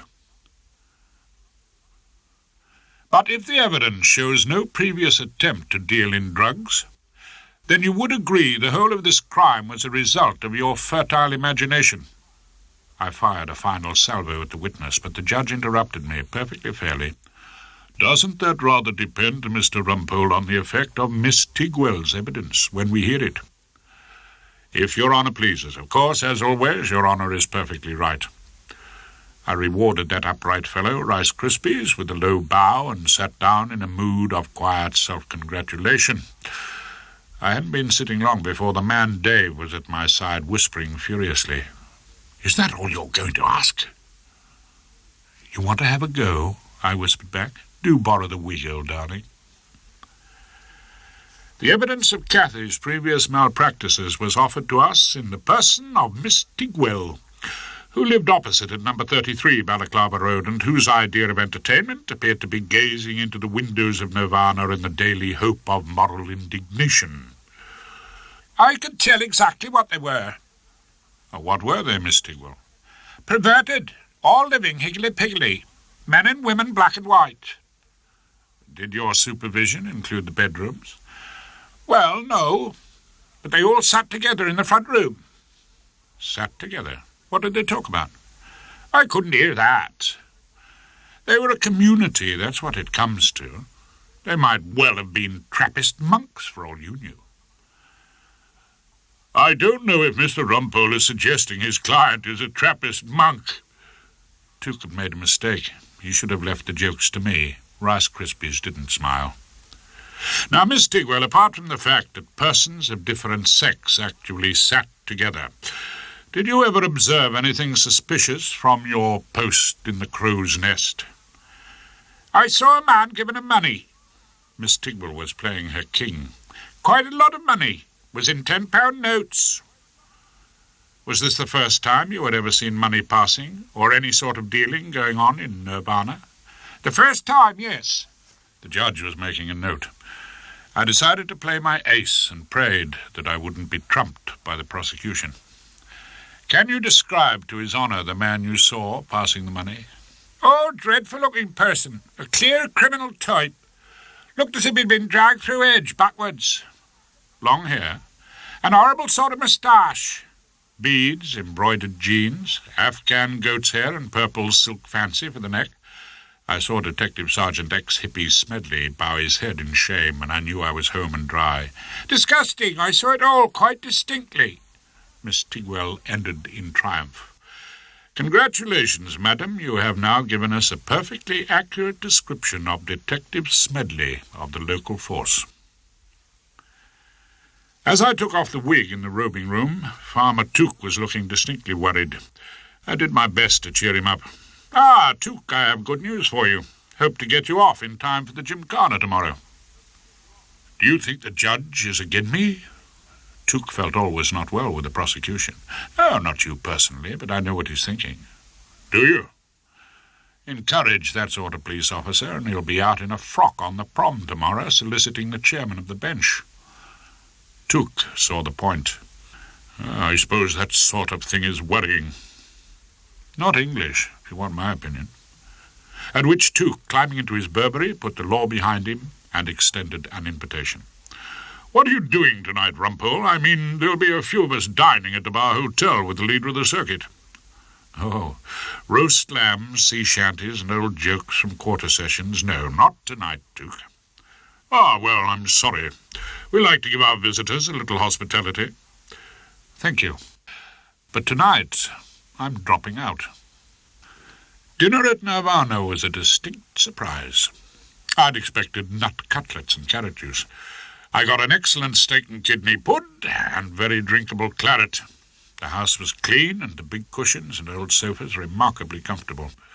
The babies were good enough to withdraw from the company. The record player gave us unobtrusive flute music from the Andes, and Cathy tended to all my needs, filling my glass and lighting my cigar, and remained a perpetual pleasure to the eye.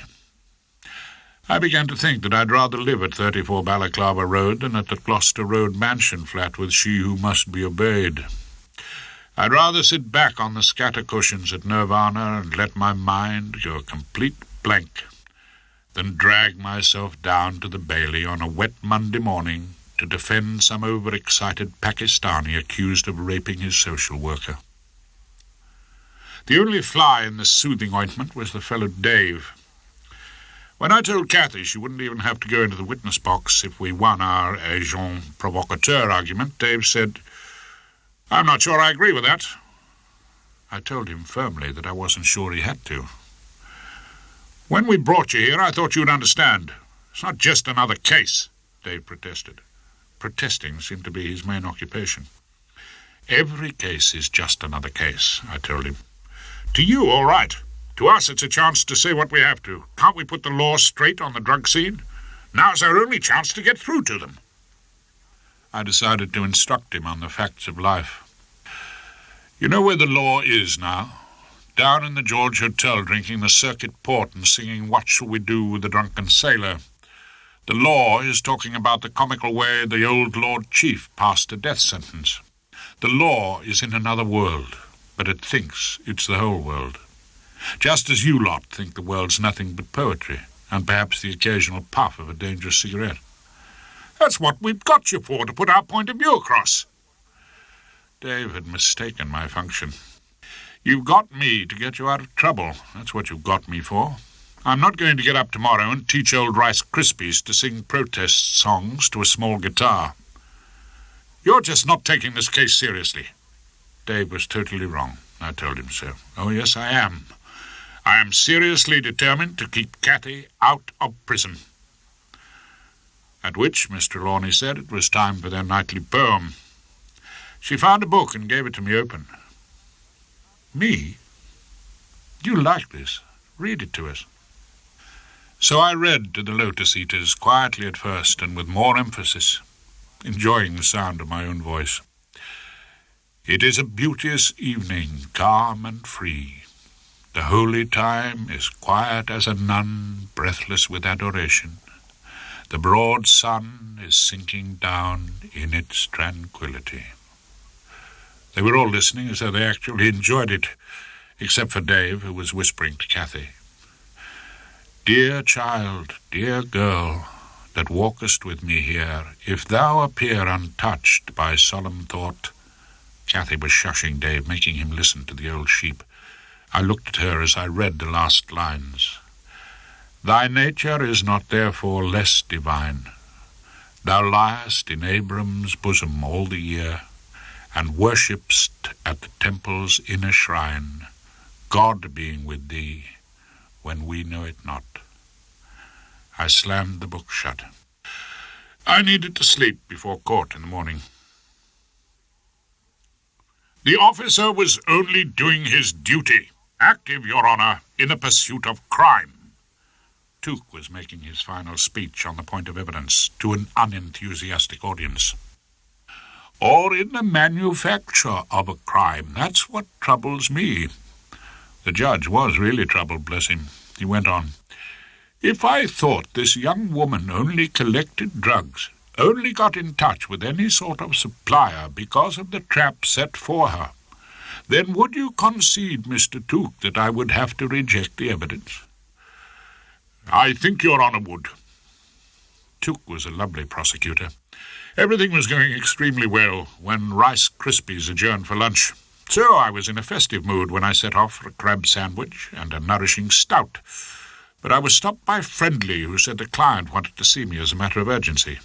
He led me into a small room decorated with old framed leases and 18th century maps of coal sands. And there, clearly bursting with news to impart, were Miss Cathy Trelawney and her friend Dave. We want to tell the truth, Dave began. It's the only way I can get Peter's case across, Cathy said. I looked at her.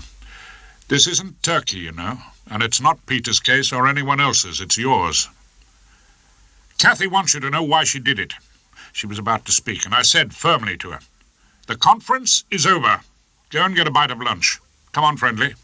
I moved to the door. She wants everyone to know. How else can we get Pete's case into the papers? Dave, like an idiot, had moved between me and the door. I had no way of escaping the fusillade of truth, which Cathy then let fly. I got the stuff last year after Peter got busted in Istanbul. I was going to sell it anywhere. It was going to cost £10,000 to get him out in lawyers' fees, and she looked at me almost accusingly. Bribes. He got 12 years. We've got to get people to care about Peter. So, it was quite clear she was telling me that she hadn't committed her crime as the result of a request from an agent provocateur.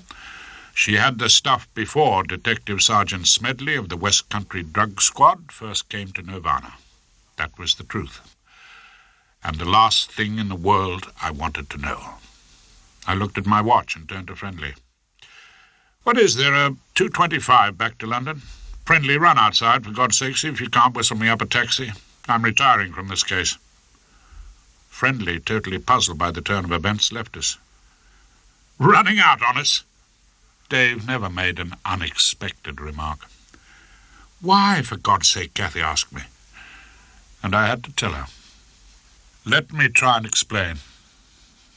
My existence is bound by a small blue volume handed down like the tablets on the day of my call to the bar by a master of my inn in a haze of port and general excitement. Barristers down the ages have killed. They have certainly committed adultery. Although that sort of thing doesn't appeal to me, some might well have coveted their neighbours' camels and no doubt worshipped graven images. But I do not believe there is one of us who has ever gone on to fight a case after our client has told us in clear, crystal-ringing tones that they actually did the deed. Do you mean you won't help me? Cathy looked as if it had never occurred to her. "I can't now." "But Cathy wants to tell the judge the pot law is ridiculous, and about Pete." "It's my duty to preside over your acquittal, not your martyrdom to the dubious cause of intoxication," I told her. "I'll see the judge and tell him I can't act for you any longer. Personal reasons." "The old fool will think you fancy her." I can't imagine where Dave got that far-fetched idea from, and I went on, ignoring him. "You'll get another barrister. What you tell him is your business. I'll ask the judge to adjourn for a week or two. You'll still be on bail." "What's the matter? Afraid to stick your neck out? Or would you starve to death if they made pot legal?" Dave was about to start on another of his political speeches, but Cathy silenced him. She asked him to leave us alone, and I told him to go and find Friendly in my taxi. He went. He had smashed my defence, and I was alone with Cathy, looking at the pieces. "I thought we got along together." Cathy was smiling again. I couldn't help admiring her courage. "I mean, you keep talking about clients. I didn't think I was a client. I thought I was more a friend." "Never have friends for clients. That really ought to be one of the 10 Commandments." "I don't suppose you could forget what I told you?" "Of course I could. I'd like nothing more than to forget it. I'd forget it at once if I wasn't a bloody barrister." "And there's nothing more important than that in your life, being a barrister?" I thought about this very carefully. Unfortunately, there was only one answer. No. "Poetry doesn't mean a damn thing to you. Friendship doesn't mean anything. You're just an old man with a heart full of a book about legal etiquette." "You're saying just what I have long suspected." I had to agree with him. "Why don't you do something about it?" "What do you suggest?" She moved away from me and went and looked out the window at the sunshine and the municipal begonias. At last she said, "I might leave Coal Sands and come up to London, do a language course. Have a bit of a rest from homemade muesli and debates about the geezer. Get a flat in London. I could come and have lunch with you sometimes when you're in the Old Bailey." Every man has his price. Is that mine, a lunch down the Old Bailey? Not enough? More than enough, probably much more. Something to think about in the long, cold nights with she who must be obeyed. She suddenly turned on me. "I'm not going to prison. You won't let them send me to prison." There was only one way, now Dave had done his damnedest. "I can go and see the judge. He might agree to a suspended sentence." "I don't know. I can go and see him." "That's right. He likes you. I could see you get along. Go and see him. Please, go and see him." She was smiling again, eager. I had to tell her the facts of life. "You know what it means if I go and see the judge for you?" "I plead guilty." She knew. I left her then and went to the door. We still had our trump card. Dear old Rice Krispies was simply aching to get away to the Gymkhana. His Honour Judge Crispin Rice was delighted to see Rumpole and the prosecuting Took. He made us Nescafe with the electric kettle in his room. He looked younger with his wig off, and when we had settled such vital matters as how much milk and no sugar, thank you, he and Took tried to make me envious of their previous night's revelry in the bar mess. "We had a good evening. You should have been with us, Rumpole. Didn't we have a splendid evening, Vernon?" "A splendid evening. We fined little Morton a dozen bottles of claret for talking shop at dinner. Ha ha!" Took was bubbling at the memory. I thought the time had come to return their thoughts to the business in hand. "Look here, Judge," I said, "at the risk of being fined for talking shop, if it so happened I could persuade my client to plead guilty—" His Honour was stirring his cup, giving me no great assistance. "You might be grateful for a short afternoon." Even this didn't hook him. I went on a little desperately. "She's a remarkable girl, knows a good deal about Wordsworth." I didn't know if this would sway the judicial mind. "Wordsworth? Is he a mitigating factor? Our poor old sheep of the Lake District, he can't afford to lose admirers." "No, well, she'd get the full benefit of pleading guilty." "Well, it was only cannabis. I tried to make it sound like broken biscuits. They use this stuff just like whiskey. It doesn't occur to them. But it isn't whiskey, is it? The judge's voice again. It's a Class B drug, as defined by the Dangerous Drugs Act. But what do we know about it?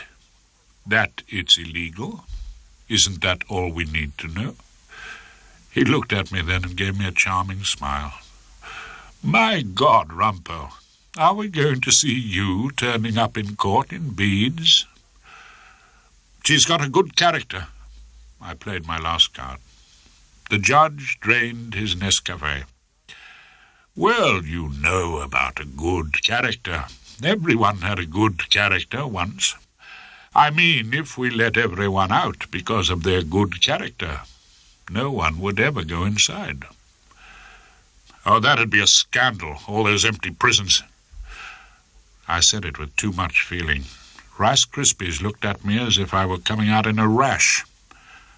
I say, Rumpole, you're not getting involved in this case, are you? Involved? Of course not, no, naturally, but I was thinking possibly a suspended sentence.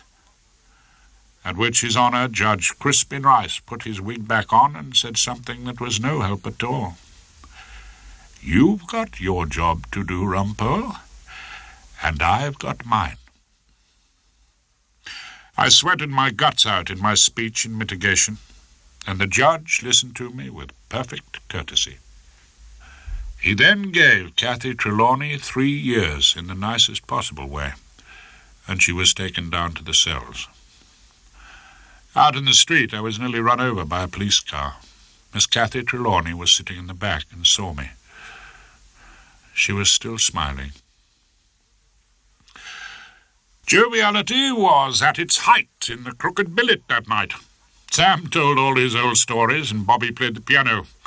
I stood beside her, my glass of rum on the piano top, and in a pause she looked across at her husband. Look at Sam, she said. He's happy as a tick. What's he want with a slow death on lime juice in a bungalow? I've made up my mind. I'm not going to tell him. Are you in favour of that, Rumpole?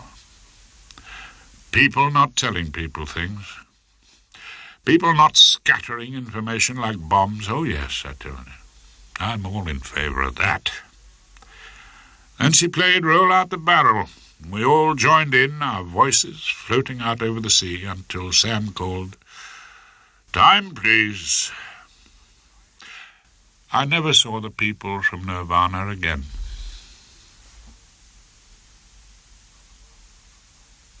Rumpole and the Married Lady. Life at the bar has its ups and downs, and there are times when there is an appalling decrease in crime, when all the decent villains seem to have gone on holiday to the Costa Brava and lawfulness breaks out. At such times, Rumpole is unemployed, as I was one morning when I got up late and sat in the kitchen dawdling over breakfast in my dressing gown and slippers, much to the annoyance of she who must be obeyed. I was winning my daily battle with a tormented mind who writes the Times crossword, when Hilda, not for the first time in our joint lives, compared me unfavourably with her late father. Daddy got to chambers dead on 9 every day of his life. Your old dad, old C.H. Whiston, got to chambers dead on 9 and spent the morning on the Times crossword. I do it at home. That's the difference between us. You should be grateful.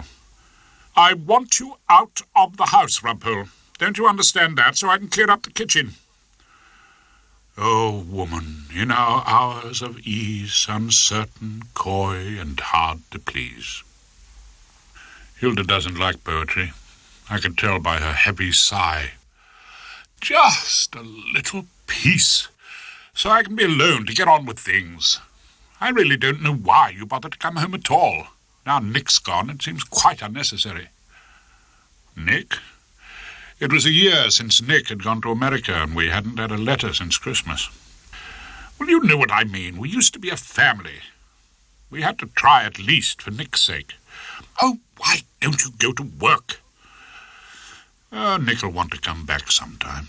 To see us. You want to hear all our news, what I've been doing in court, I said, giving Hilda her opening.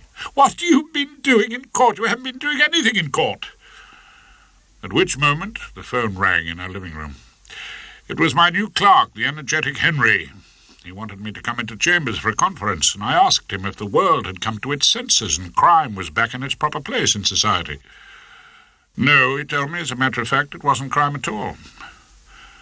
I put down the telephone and gave Mrs. Rumpole a look which I hoped was enigmatic. It's a divorce, I told her. As I walked through the temple, puffing a small cigar on the way to the factory, I considered the question of divorce. Well, you've got to take what you can nowadays, and I suppose divorce is in a fairly healthy state. Divorce figures are rising. What's harder to understand is the enormous popularity of marriage. I remembered the scene at breakfast that morning, and I really began to wonder how marriage ever became so popular. It was a relief to get down to the temple for relaxation. By the time I'd reached my chambers, number 1, Equity Court, a place of peace and quiet, it already felt like home. When I got into the hallway, I opened the door of the clerk's room and was greeted by an extraordinary sight. A small boy, I judged him to be about 10 years old, was seated on a chair beside Diane, our typist. He was holding a large, lit-up model of a jet aeroplane and zooming it through the air at a noise level which would have been quite unacceptable to the New York Port Authority. I shut the door and bid a hasty retreat to the privacy of my sanctum. But when I opened my own door, I was astounded to see a youngish female seated in my chair, wearing horn-rimmed specs and apparently interviewing a respectable middle-aged lady. With them was a man who gave every appearance of being an instructing solicitor. I shut that door also and turned to find the zealous Henry crossing the hall toward me, bearing a most welcome object in my small world, a brief. "Henry," I said in some panic, "there's a woman seated in my chair." Miss Hilda Trant, sir. She's been with us for the last few months, ex-pupil of Mr. Erskine Brown. You haven't met her?" I searched my memory. I've met the occasional whiff of French perfume on the stairs. Miss Trant's anxious to widen her experience. Hence the French perfume. She wants to know if she could sit in on your divorce case. I've got the brief here.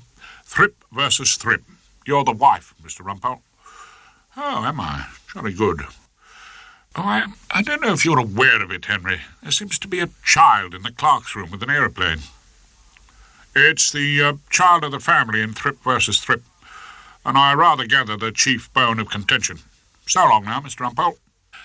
Miss Hilda Trant, did you say? Yes, sir. You don't mind us sitting in, do you? Couldn't you put her off, Henry? Tell her a divorce case is sacrosanct. It'd be like a priest inviting a few lady friends to join in the confessional. But Henry had disappeared into the clerk's room. So there I was 10 minutes later at my desk having a conference in a divorce case with Miss Hilda Trant sitting in. Mr. Perfect, the solicitor, looking grave, and the client, Mrs. Thrip, leaning forward and regarding me with gentle, trusting eyes. She seemed an extremely nice and respectable woman, and I wasn't to know that she was to cause me more trouble than all the murderers I had ever defended. As soon as you came into the room, I felt safe somehow, Mr. Rumpole. I knew Norman and I would be safe with you. Norman? The child of the family. Miss Trant supplied the information. Thank you, Miss Trant. Mrs. Thrip, if I'm to help you, you'll have to do your best to help me out, too. Anything. What is it you want exactly? Well, my dear lady, a couple of black eyes had come in extremely handy, I said hopefully. Mrs. Thrip looked at Miss Trant, puzzled. Mr. Rumpole means, has your husband ever used physical violence? Miss Trant explained. Well, no, not actual violence. Pity. I commiserated with her. Mr. Thrip doesn't show a very helpful attitude. You see, if we're going to prove cruelty... we don't have to, do we? I noticed then that Miss Trant was sitting in front of a pile of legal textbooks. Intolerable Conduct, since the Divorce Law Reform Act, 1969. I thought then that it's not the frivolity that makes women intolerable. It's the ghastly enthusiasm. I could have managed that conference quite nicely without Miss Trant. Thank you, Miss Trant, for reminding me. Now then, what's this intolerable conduct exactly? He doesn't speak, Mrs. Thrip told me. Well, a little silence can come as something of a relief in the wear and tear of married life. I don't think you understand, Mrs. Thrip smiled patiently. He hasn't spoken a word to me for 3 years. 3 years? Good God! How does he communicate? The instructing solicitor laid a number of little bits of paper on my desk. By means of notes. I then discovered that the man Thrip, who I was not in the least surprised to learn was a chartered accountant, used his matrimonial home as a sort of post office. When he wished to communicate with his wife, he typed out brusque and businesslike notes, documents which threw a blinding light, in my opinion, on the man's character. To my so-called wife, one note read, if you and your so-called son want to swim in hot water, you can go to the public baths from your so-called husband. This was fixed, it seemed, to a padlocked geyser. Another billet doux was found in the biscuit tin in the larder. To my so-called wife, I have removed what you left of the assorted tea biscuits to the office for safekeeping. Are you determined to eat me into bankruptcy? Your so-called husband. To my so-called wife, I'm going out to my Masonic ladies' night tomorrow, Wednesday. It's a pity I haven't got a lady to take with me. Don't bother to wait up for me. Your so-called husband, F. Thrip. I made 2 observations about this correspondence, one of which was that it revealed a depth of human misery which no reasonable woman would tolerate. The other was that all the accountant Thrip's notes were written on an Italian portable, about 10 years old. My husband's got an old Olivetti. He can't really type, Mrs. Thrip told me. Let me understand, I said to her. Are you interested in someone else? Someone else? Mrs. Thrip looked pained. Well, you're clearly an intelligent, obviously still a reasonably attractive woman. Are there not other fish in your particular sea? Oh, one man's quite enough for me, thank you. I see. Apparently you're still living with your husband. Living with him? Of course I'm living with him. The flat's in our joint names. Well, wouldn't you and the young hopeful outside be better off somewhere else?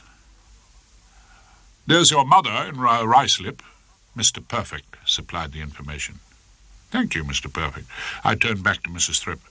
As your solicitor points out, anyone's mother in Ruislip must surely be better than life with a chartered accountant who locks up the geyser and removes the tea biscuits to his office. There was a brief silence, then Mrs. Thrip asked quietly, Won't you take me on, Mr. Rumpole? I thought of the rent, the enormous amounts of money she who must be obeyed spends on luxuries like vim. I also remembered the fact that crime seemed remarkably thin on the ground, and said, Of course, dear lady, of course I'll take you on. Only it'd be a help if we knew exactly what destination you had in mind. I've told Mr. Perfect what I want. You want a divorce. Those are my instructions, Mr. Perfect said. But his client put it a little differently.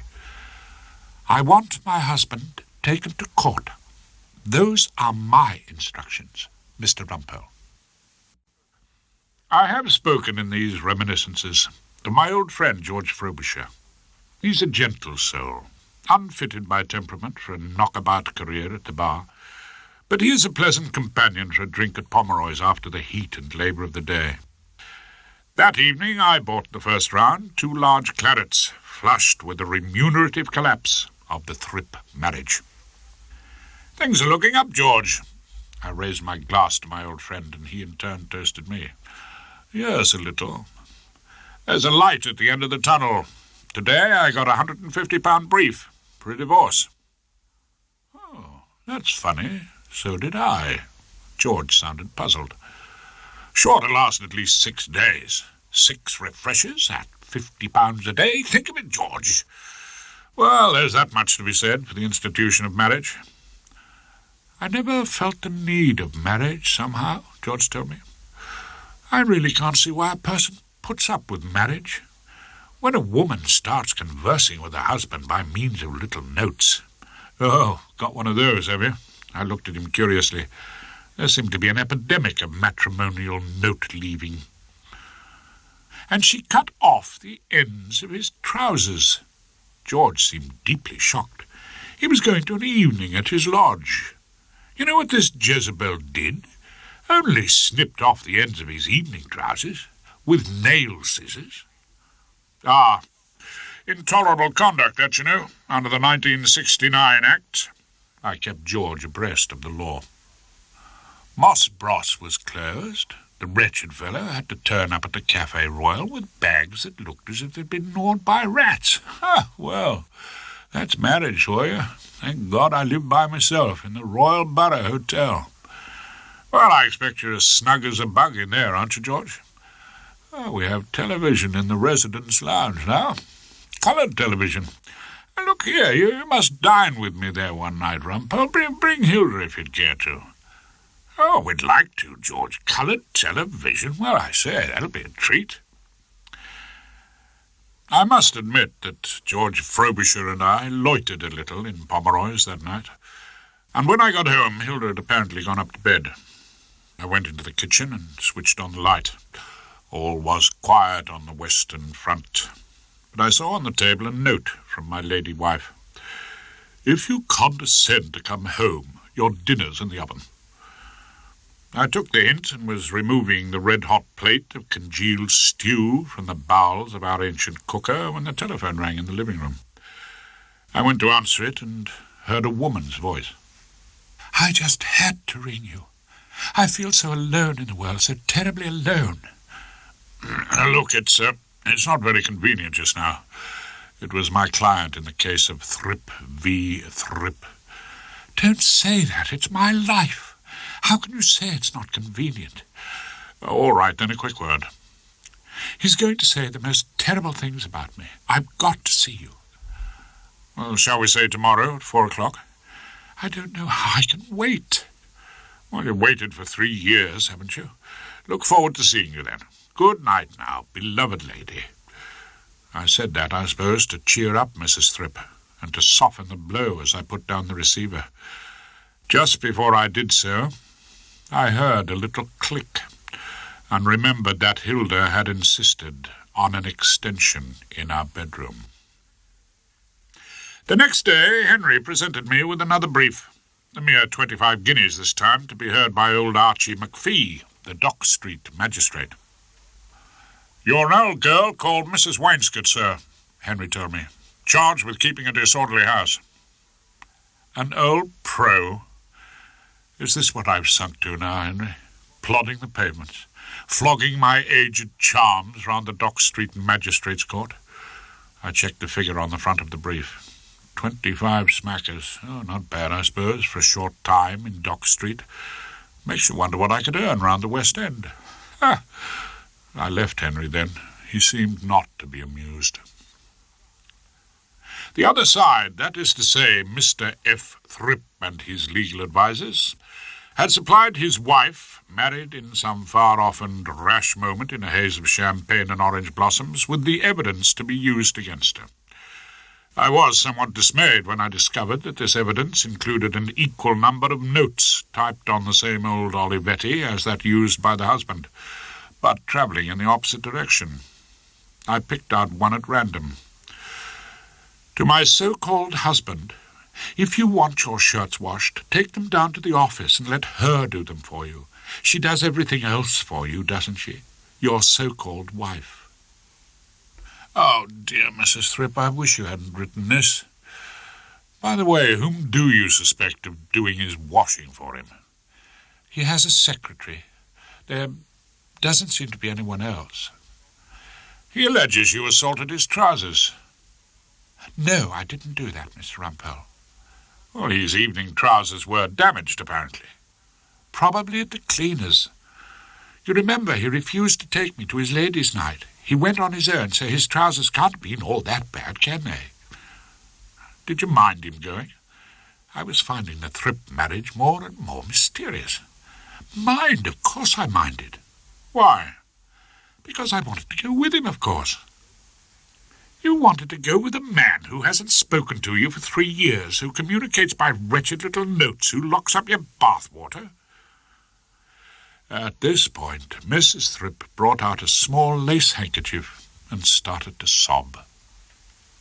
All right, Mrs. Thrip, I'm simply asking the questions your husband's barrister will ask, unless we're extremely unlucky. You think my case is hopeless? Mrs. Thrip was mopping up noisily. Mr. Rumpole's afraid you may not make a good witness. It was Miss Phillida Trant, giving her learned opinion uninvited. Miss Trant. I'm afraid I was somewhat sharp with her. You may know all about divorce law reform acts, but I know all about witnesses.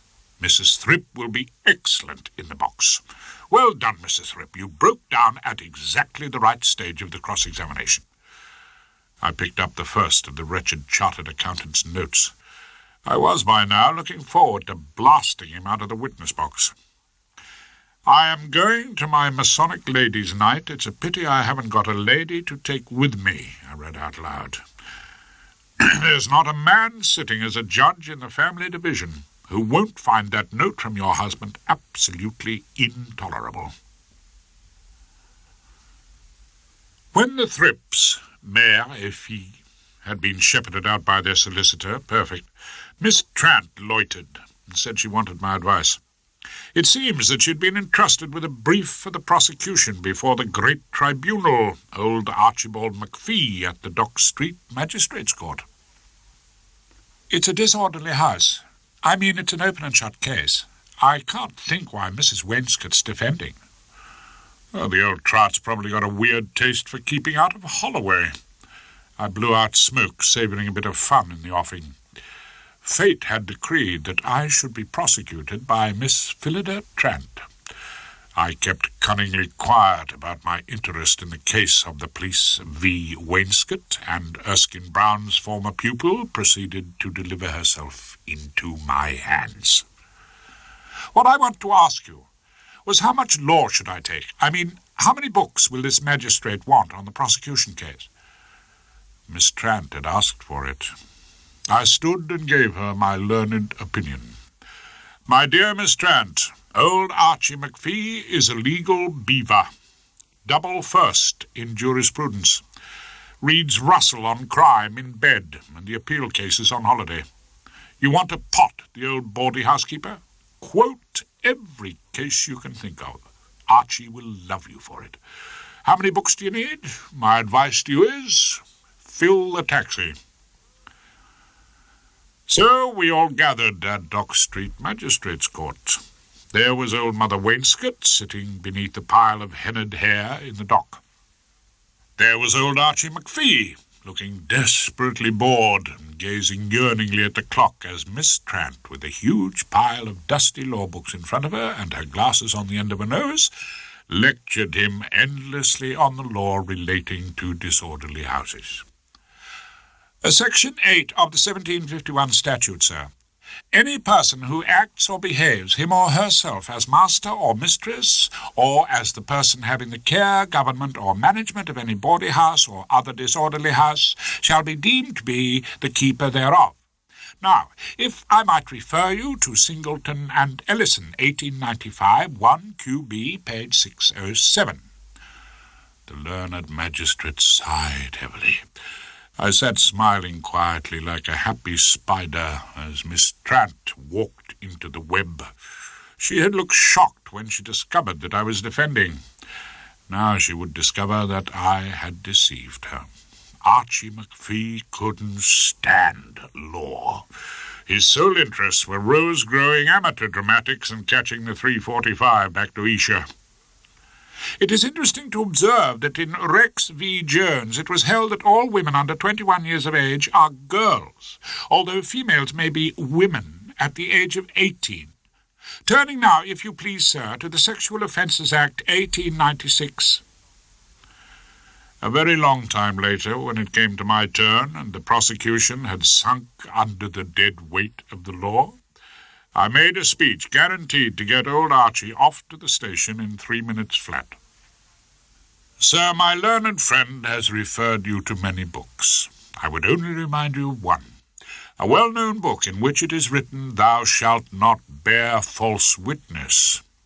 I glared at the young officer in charge of the case, and I would apply that remark to the alleged observations of the police officer. "Yes, I'm not satisfied this charge is made out. Summons dismissed." As Archie went, he fired his parting shot. "With costs, Miss Trant." Mrs. Thrip rang me at home again that evening and told me that her solicitor perfect had fixed up a hearing in 10 days' time. She wondered how she could live until then, and told me that I was her only friend in the world. I was comforting her as best I could and stemming the threatened flow of tears over the wire by saying, "You'll be free in a couple of weeks. Think of that, old darling," when I noticed that Hilda had come into the room and was viewing me with a look of disapproval. I put down the phone. I suppose to a hostile observer the movement may have looked guilty. However, she who must be obeyed affected to ignore it and said casually, "I'm having tea with Dodo tomorrow." "Dodo?" "Dodo Perkins and I were tremendously close at Wickham Abbey," said Hilda coldly. "She's living in Devon nowadays. She's running her own tea shop." "Oh, well, nice part, Devon. You won't have seen her for some years." "We correspond. I sent her a postcard and said, 'Let's meet when you're next up in London.' She gave me a look I can only describe as meaningful. I want to ask her advice about something. We may do some shopping and have tea at Harrods. Dodo never liked you. Did you know that, Rumpole?" She went, leaving me only vaguely disconcerted. When I went to the gin bottle, however, to prepare an evening booths and tonic, I was astonished to notice a pencil mark on the label, apparently intended to record the drinking habits of Rumpole. I sloshed out the spirit well past the Plimsoll line. Our existence in Froxbury Court, I thought, was beginning to bear an uncomfortable resemblance to the way life was lived in Maison Thrip. When I got to chambers the next morning, I found Miss Phillida Trant in my room, her glasses off, her eyes red, and her voice exceedingly doleful. She announced that after careful thought she had decided, in view of her disastrous appearance at the Dock Street Magistrates' Court, to give up the bar and take up some less demanding profession. "And after you'd been so helpful." Miss Trant's undeserved gratitude gave me an unusual twinge of guilt. "Oh, please, don't mention it." I wanted to get her off the subject of my unhelpful advice. "I know I'll never make it. I mean, I know the law. I was top student of my year." I interrupted her and said, "Being a lawyer's got almost nothing to do with knowing the law." "An open and shut case. I had all the police observations, and I went and lost it." "That wasn't because you didn't know all about the law. It was because you didn't know enough about Archie McPhee." "You just made rings round me." "Never underestimate the craftiness of Rumpole." Now I was giving her genuinely helpful advice. "It seems ungrateful, after you'd been so kind to me. Oh, I wish you wouldn't go on saying that, Miss Trant. But I'll have to give it up." "You can't. Once you're a lawyer, you're addicted. You'll find out." No, I won't, ever." I found myself warming to Miss Trant. For some reason I wanted her to continue her struggle against magistrates and judges and cunning opponents. Even her appearance at Dock Street had shown some misguided courage. You know, we all have our disappointments. I do. "You?"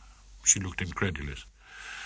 "One year I did the Penge Bungalow murder without a leader, and the Great Brighton Benefit Club forgery case, which is where I got my vast knowledge of typewriters. And what am I doing now? Playing around with disorderly houses. I have even sunk to divorce. I looked at her and saw a solution. "You know what your mistake is, in court, I mean." Miss Trant shook her head. "I would suggest a little more of the feminine qualities. Ask anyone in the temple. How does Rumpole carry on in court? Answer. Rumpole woos, Rumpole insinuates, Rumpole winds his loving fingers around the jury box, or lies on his back, purring, 'If your lordship pleases.'" I was rewarded with a small smile as she said, "Oh, that's ridiculous." "Lawyers and tarts," I told her, and I meant it, "are the two oldest professions in the world, and we always aim to please." If I had managed to cheer up Miss Trant and even return her small nose to the legal grindstone, I had no luck with she who must be obeyed. Relations, as they say, deteriorated, and I got up one morning to find her suitcase packed and standing in the hall. Hilda was in the living room, hatted, coated, and ready for travel. "You can come home as late as you like now, Rumpole, and you can spend all the time you like with her." Her? Whoever could she be talking about? "I've heard her, time and time again, on the telephone." "Oh, don't be ridiculous." I tried a light laugh. "That's a client." "Rumpole, I've lived with you for a good many years." "Man and boy," I said. "And I've never known you to be telephoned by a client. At home." "I usually have quiet, undemanding clients. Murderers don't fuss. Robbers can usually guess the outcome, so they're calm and resigned. Divorcing ladies are different. They're inclined to telephone constantly." "Ah, so I've noticed. I'm going to stay with Dodo and help her out with the business. It's far better I leave you, Rumpole, to enjoy your harem." "Listen, Hilda." I did my best to remain calm. "I have a client whose unhappy marriage may well provide you and Dodo with another tea in Harrods." "That can't be why you're leaving." There was one of those silences that had become so frequent between us, and then she said, No, it isn't." "Then why?" "You've changed, Rumpole. You don't go to work in the mornings. And as for the gin bottle—" "Yes, you marked it. That was unforgivable." Then don't forgive me." At which point the phone rang. Hilda picked it up, apparently thinking it was a taxi that she'd ordered. But it was, of course, Mrs. Thrip, the well-known married lady, who seemed to depend entirely on Rumpole. Hilda handed me the phone as though her worst suspicions were now thoroughly justified. Hilda went while I was still pacifying the client. In the days that followed, I stayed later at Pomeroy's, got my own breakfast, had a poached egg in the evenings, and turned up alone and unaccompanied to have dinner with George Frobisher at the Royal Borough Hotel in Kensington. We sat in a draughty dining room, surrounded by lonely persons whose tables were littered with their personal possessions. It was the sort of place that encourages talking in whispers, so George and I muttered over the coffee, getting such warmth as we could from our thimblefuls of port. "I'm sorry it's not Thursday," George told me sadly. "They give us the chicken on Thursday. Tonight it was the veal, so it must be Monday. Enjoy your pomme de terre à l'anglaise, did you?" "Boiled spuds, yeah, excellent. Oh, Hilda will be sorry she missed this." "Hilda cares for veal, does she? We always get veal on Mondays, so we know where we are." George suddenly remembered something. "Monday? Good God! I've got this divorce case tomorrow. The other side stole a march on us. They expedited the hearing." "George." "Yes, Rumpole. What's your divorce about exactly?" "Well, I told you I'm a husband tomorrow." "Well, it's just that, I've got one too, you know," I confessed. "I'm a wife." "Horrible case. Think I told you. We allege this monstrous female savaged my trousers. Furthermore, she hasn't spoken to me for 3 years. She hasn't spoken to you? Well, she started it. Now that's a damned lie, George. I felt a sense of outrage on behalf of Mrs. Thrip and raised my voice. A nearby diner looked up from his soup of the day. Oh, really? And is it a damned lie about the bathwater? Well, what about the bathwater? You ran off all the hot water deliberately. You put a note on the geyser, out of bounds. I haven't had a bath there for the last month. I have to go all the way to Ruislip to my mother's. Rumpole, you're against me. Of course I'm against you. I'm the wife. You want to turn me out of the house and my child. Your child? You alienated Norman's affections. What? You've turned him against me. It's no doubt a strange habit of barristers to identify themselves so closely with their clients. But by now we had both raised our voices, and the other diners were listening but looking studiously away, as though they were overhearing a domestic quarrel. That is the most pernicious rubbish I've ever heard, and if you dare to put that forward in court, I shall cut you in small pieces and give it to the usher. I've behaved like a saint. You are nothing but a great big bully, George. Oh, you're all very fine and brave when you've got someone weaker than yourself. You? Weaker than me? I've told you you're a Jezebel. Bluebeard. Lady Macbeth. Let's just see how you stand up in court, George. Let's just see how you stand up to cross-examination. Don't rely on cross-examination. It's the evidence that matters. By the way, I'm making my evening trousers an exhibit. At this startling news, the other diners had given up all pretense of not listening, and were gazing at each other with a wild surmise. I wasn't taking these allegations against my wrong client lying down. Anyone, George, can lacerate their own evening trousers with a pair of nail scissors. It's been done before. Thank you for the dinner. I left the dining room then, with all the diners staring at me.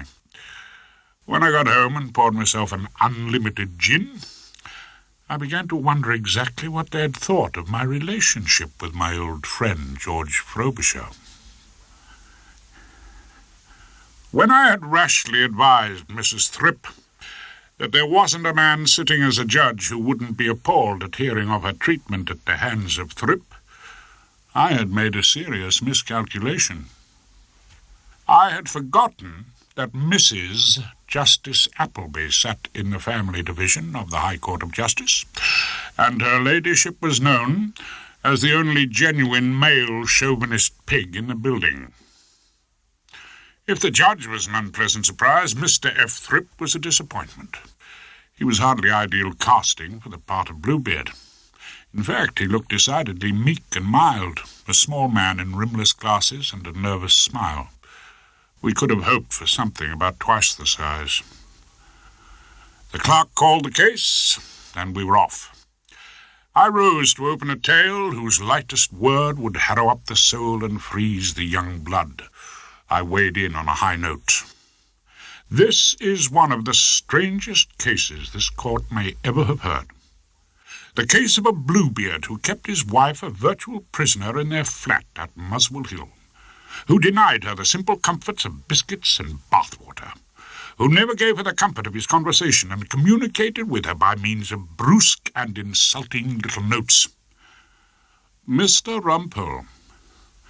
Mrs. Justice Appleby looked unimpressed. May I remind you of something? The jury box is empty. This is a trial by judge alone. I don't require to be swayed by your oratory, which no doubt is enormously effective in criminal cases. Just give me the relevant dates, would you? I gave her the dates, and then I called my client. After a gentle introduction, I put her husband's notes to her. You and your so-called son can be off to your mother's in Ruislip. Let her pay for the light you leave blazing in the toilet. What was the effect on you, Mrs. Thrip, of that heart-breaking notice to quit? She stayed for more, apparently. It was Mrs. Justice Appleby answering my question. She turned to the witness box with that cold disapproval women reserve especially for each other. "Well, you didn't go, did you? Why not?"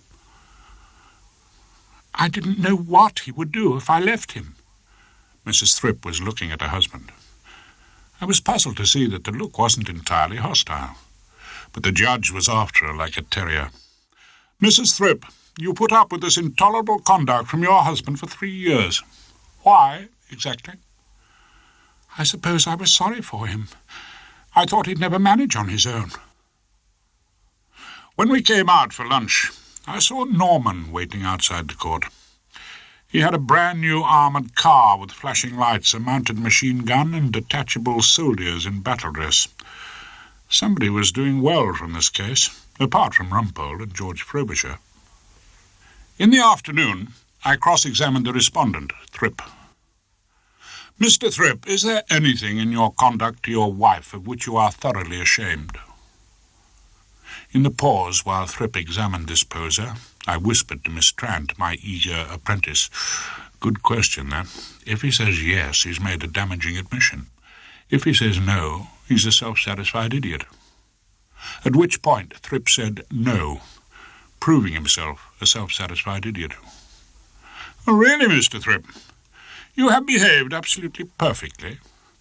I am going out to my Masonic ladies' night. It's a pity I haven't got a lady to take with me." I was quoting from the Thrip correspondence. "Is that the way a perfect husband writes to his wife?" "Well, perhaps not, but I was annoyed with her, you see. I had asked her to the ladies' night." "Asked her?" "Well, I left a note for her, naturally. She didn't reply." "Tell me, Mr. Thrip, did you actually want your wife to accompany you to the Masonic ladies' night?" "Oh, yes, indeed." "You were looking forward to spending a pleasant evening with her?" "Well, I had no one else to go with." "And would rather go with her than with no one?" "Well, of course I would. She's my wife, isn't she?" "Mr. Thrip, I suggest all your charges against her are quite untrue." "They are not untrue." "But you wanted her with you. You wanted to flaunt her on your arm at the Café Royal. Why?" "Now, come, Mr. Thrip, will you answer that question? It can hardly have been because you love her." There was a long pause. I began to have an uneasy suspicion that I had asked one question too many. Then I knew I had, because Mr. Thrip said in the sort of matter-of-fact tone he might have used to announce the annual audit, "Yes, I do. I do love her." I looked across at Mrs. Thrip. She was sighing with a sort of satisfaction, as if she had achieved her object at last. "Mr. Rumpole!" Mrs. Justice Appleby's voice, like a cold shower, woke me from my reverie. "Is it really too late for common sense to prevail? Could there not be one final attempt at a reconciliation?" I felt a sinking in the pit of the stomach. Could it be that even divorce was slipping away from us, and George and I would both have to go back to the crossword puzzle? "I have no power to order this." The judge did her best to look pleasant. It was not a wild success. "But it does seem to me that Mr. and Mrs. Thrip might meet perhaps in counsel's chambers, simply to explore the possibilities of a reconciliation. There is one very important consideration, of course, and I refer to young Norman Thrip, the child of the family. I shall adjourn now until tomorrow morning." At which her ladyship rose smartly, and we were all upstanding in court. Obedient to Mrs. Justice Appleby's orders, the Thrips met in my room that afternoon. George Frobisher and I, our differences now sunk in the face of the new menace from the judge, shared my small cigars and our anxieties. "They've been in there a long time." George was looking nervously at the closed door. "I'm afraid it doesn't look too healthy." Just then the clerk's room door opened for Henry to come out about some business. I had a brief glimpse of Norman Thrip, the child of the family, seated at Diane's desk. He was banging the keys of our old Standard Imperial, no doubt playing at secretaries. "In my opinion," George was still grumbling, "they shouldn't allow women on the bench. That Mrs. Justice Appleby, What does she think she's doing, depriving us of our refreshers? Before I could agree wholeheartedly, the door of my room opened to let out a beaming Thrip. "Well, gentlemen," he said, "I think we'll be withdrawing the case tomorrow. We still have one or two things to talk over." "Talk over? Well, that'll be a change," said Mrs. Thrip, following him out. Then they collected Norman, who was still happily playing with Diane's typewriter, and took him home, leaving George and I in a state of gloomy suspense. The next morning I got to the law courts early, climbed into the fancy dress, and found Mrs. Thrip and young Norman waiting for me outside Mrs. Justice Appleby's forum in the family division. "Well, Mrs. Thrip, I suppose we come to bury Caesar, not to praise him." "What do you mean, Mr. Rumpole?" "You're dropping the case." Mrs. Thrip, to my surprise, was shaking her head and opening a handbag. She brought out a piece of paper and handed it to me, her voice tremulous with indignation. "No, Mr. Rumpole," she said. "I'm going on with the case. I got this morning, leaning up against the cornflakes packet at breakfast." I took the note from her. "The old barrister you've dug up's going to lose this case. I'll have you and your so-called son out of here in a week. Your so-called husband." I read the typewritten document, and then studied it with more care. "He's mad, that's what he is. I can't live with a maniac, Mr. Rumpole. We've got to beat him. I've got to think of Norman, caged up with a man like that." "Yes, Norman." I pulled out my watch. "We've got a quarter of an hour. I feel the need of a coffee. Do you think Norman would like a donut?" "Oh, I'm sure we'd be glad to." "Not we, Mrs. Thrip. In this instance, I think I'd like to see young Norman on his own." I took Norman down to the cafe in the crypt of the law courts, and as he tucked into a donut and fizzy orangeade, I brought the conversation round to the business in hand. Rum business, marriage. You've never been married, have you, Norman?" "Of course not." Norman found the idea amusing. "No, seriously. Married people have odd ways of showing their love and affection. Some whisper endearments, some send each other abusive notes. Some even have to get as far as the divorce court to prove that they can't do without each other. You were all right, weren't you, Norman, when they really looked like separating?" "I don't know what you mean." "When they were both trying to win you over to their side. When you got a present a week from Mum and a rival present from Dad. Tanks, planes, guns. It's been a sort of arms race between them, hasn't it, Norman?" "Oh, I don't mind if they get together. It's their business, isn't it?" "Yes, Norman, their business." "Well, I'm not stopping them." I ordered the child another donut. He was going to need it. "Oh, really?" "Well, of course not." The second donut came, and I gave Norman a fragment of my autobiography. "I don't do much divorce, you know, crime mainly. I was in the Great Brighton Benefit Club forgery." "What's forgery?" The child was round-eyed with innocence. You had to admire the act. "Oh, you're good, Norman. You'll come out wonderfully in your interviews with the police. The genuine voice of innocence." "What's forgery?" I whipped out the latest item in the Thrip correspondence. "This is..." Inspect it carefully, Norman. All the other notes were typewritten. "Well, so is this." Norman kept his head. "The others were done on the old Olivetti your parents keep in Muswell Hill. This morning's note was typed on a standard imperial with a small gap in the capital S. Typed on the imperial on which Diane in my chambers hammers out my so-called learned opinions."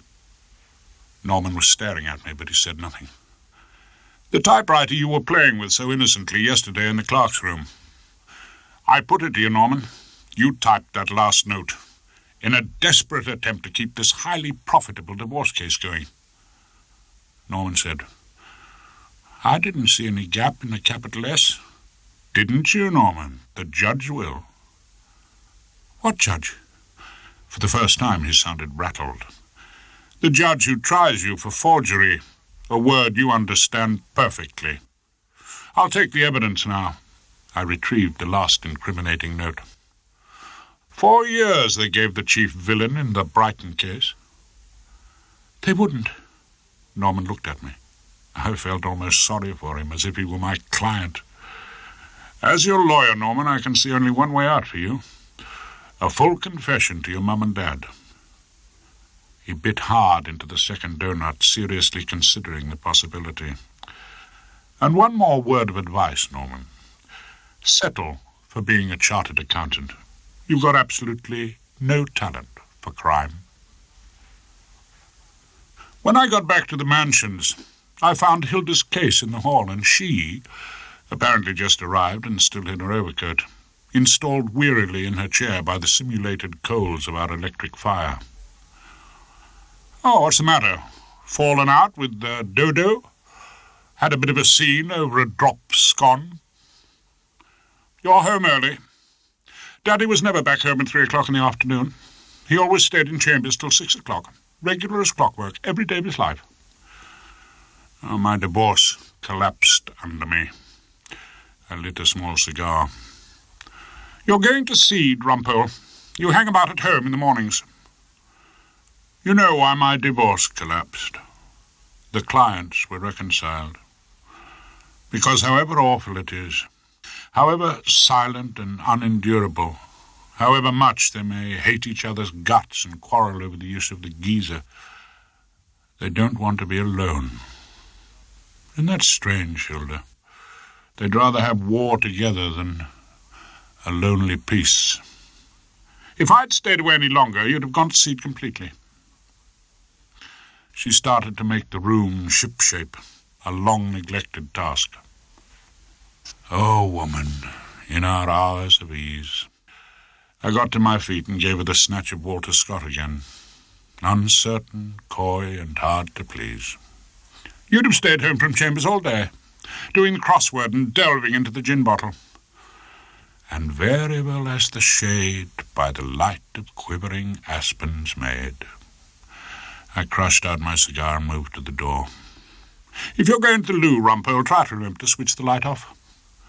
"When pain and anguish wring the brow, a ministering angel thou." I was halfway down the passage when I heard she calling after me. "It's for your own good, Rumpole. I'm telling you, for your own good."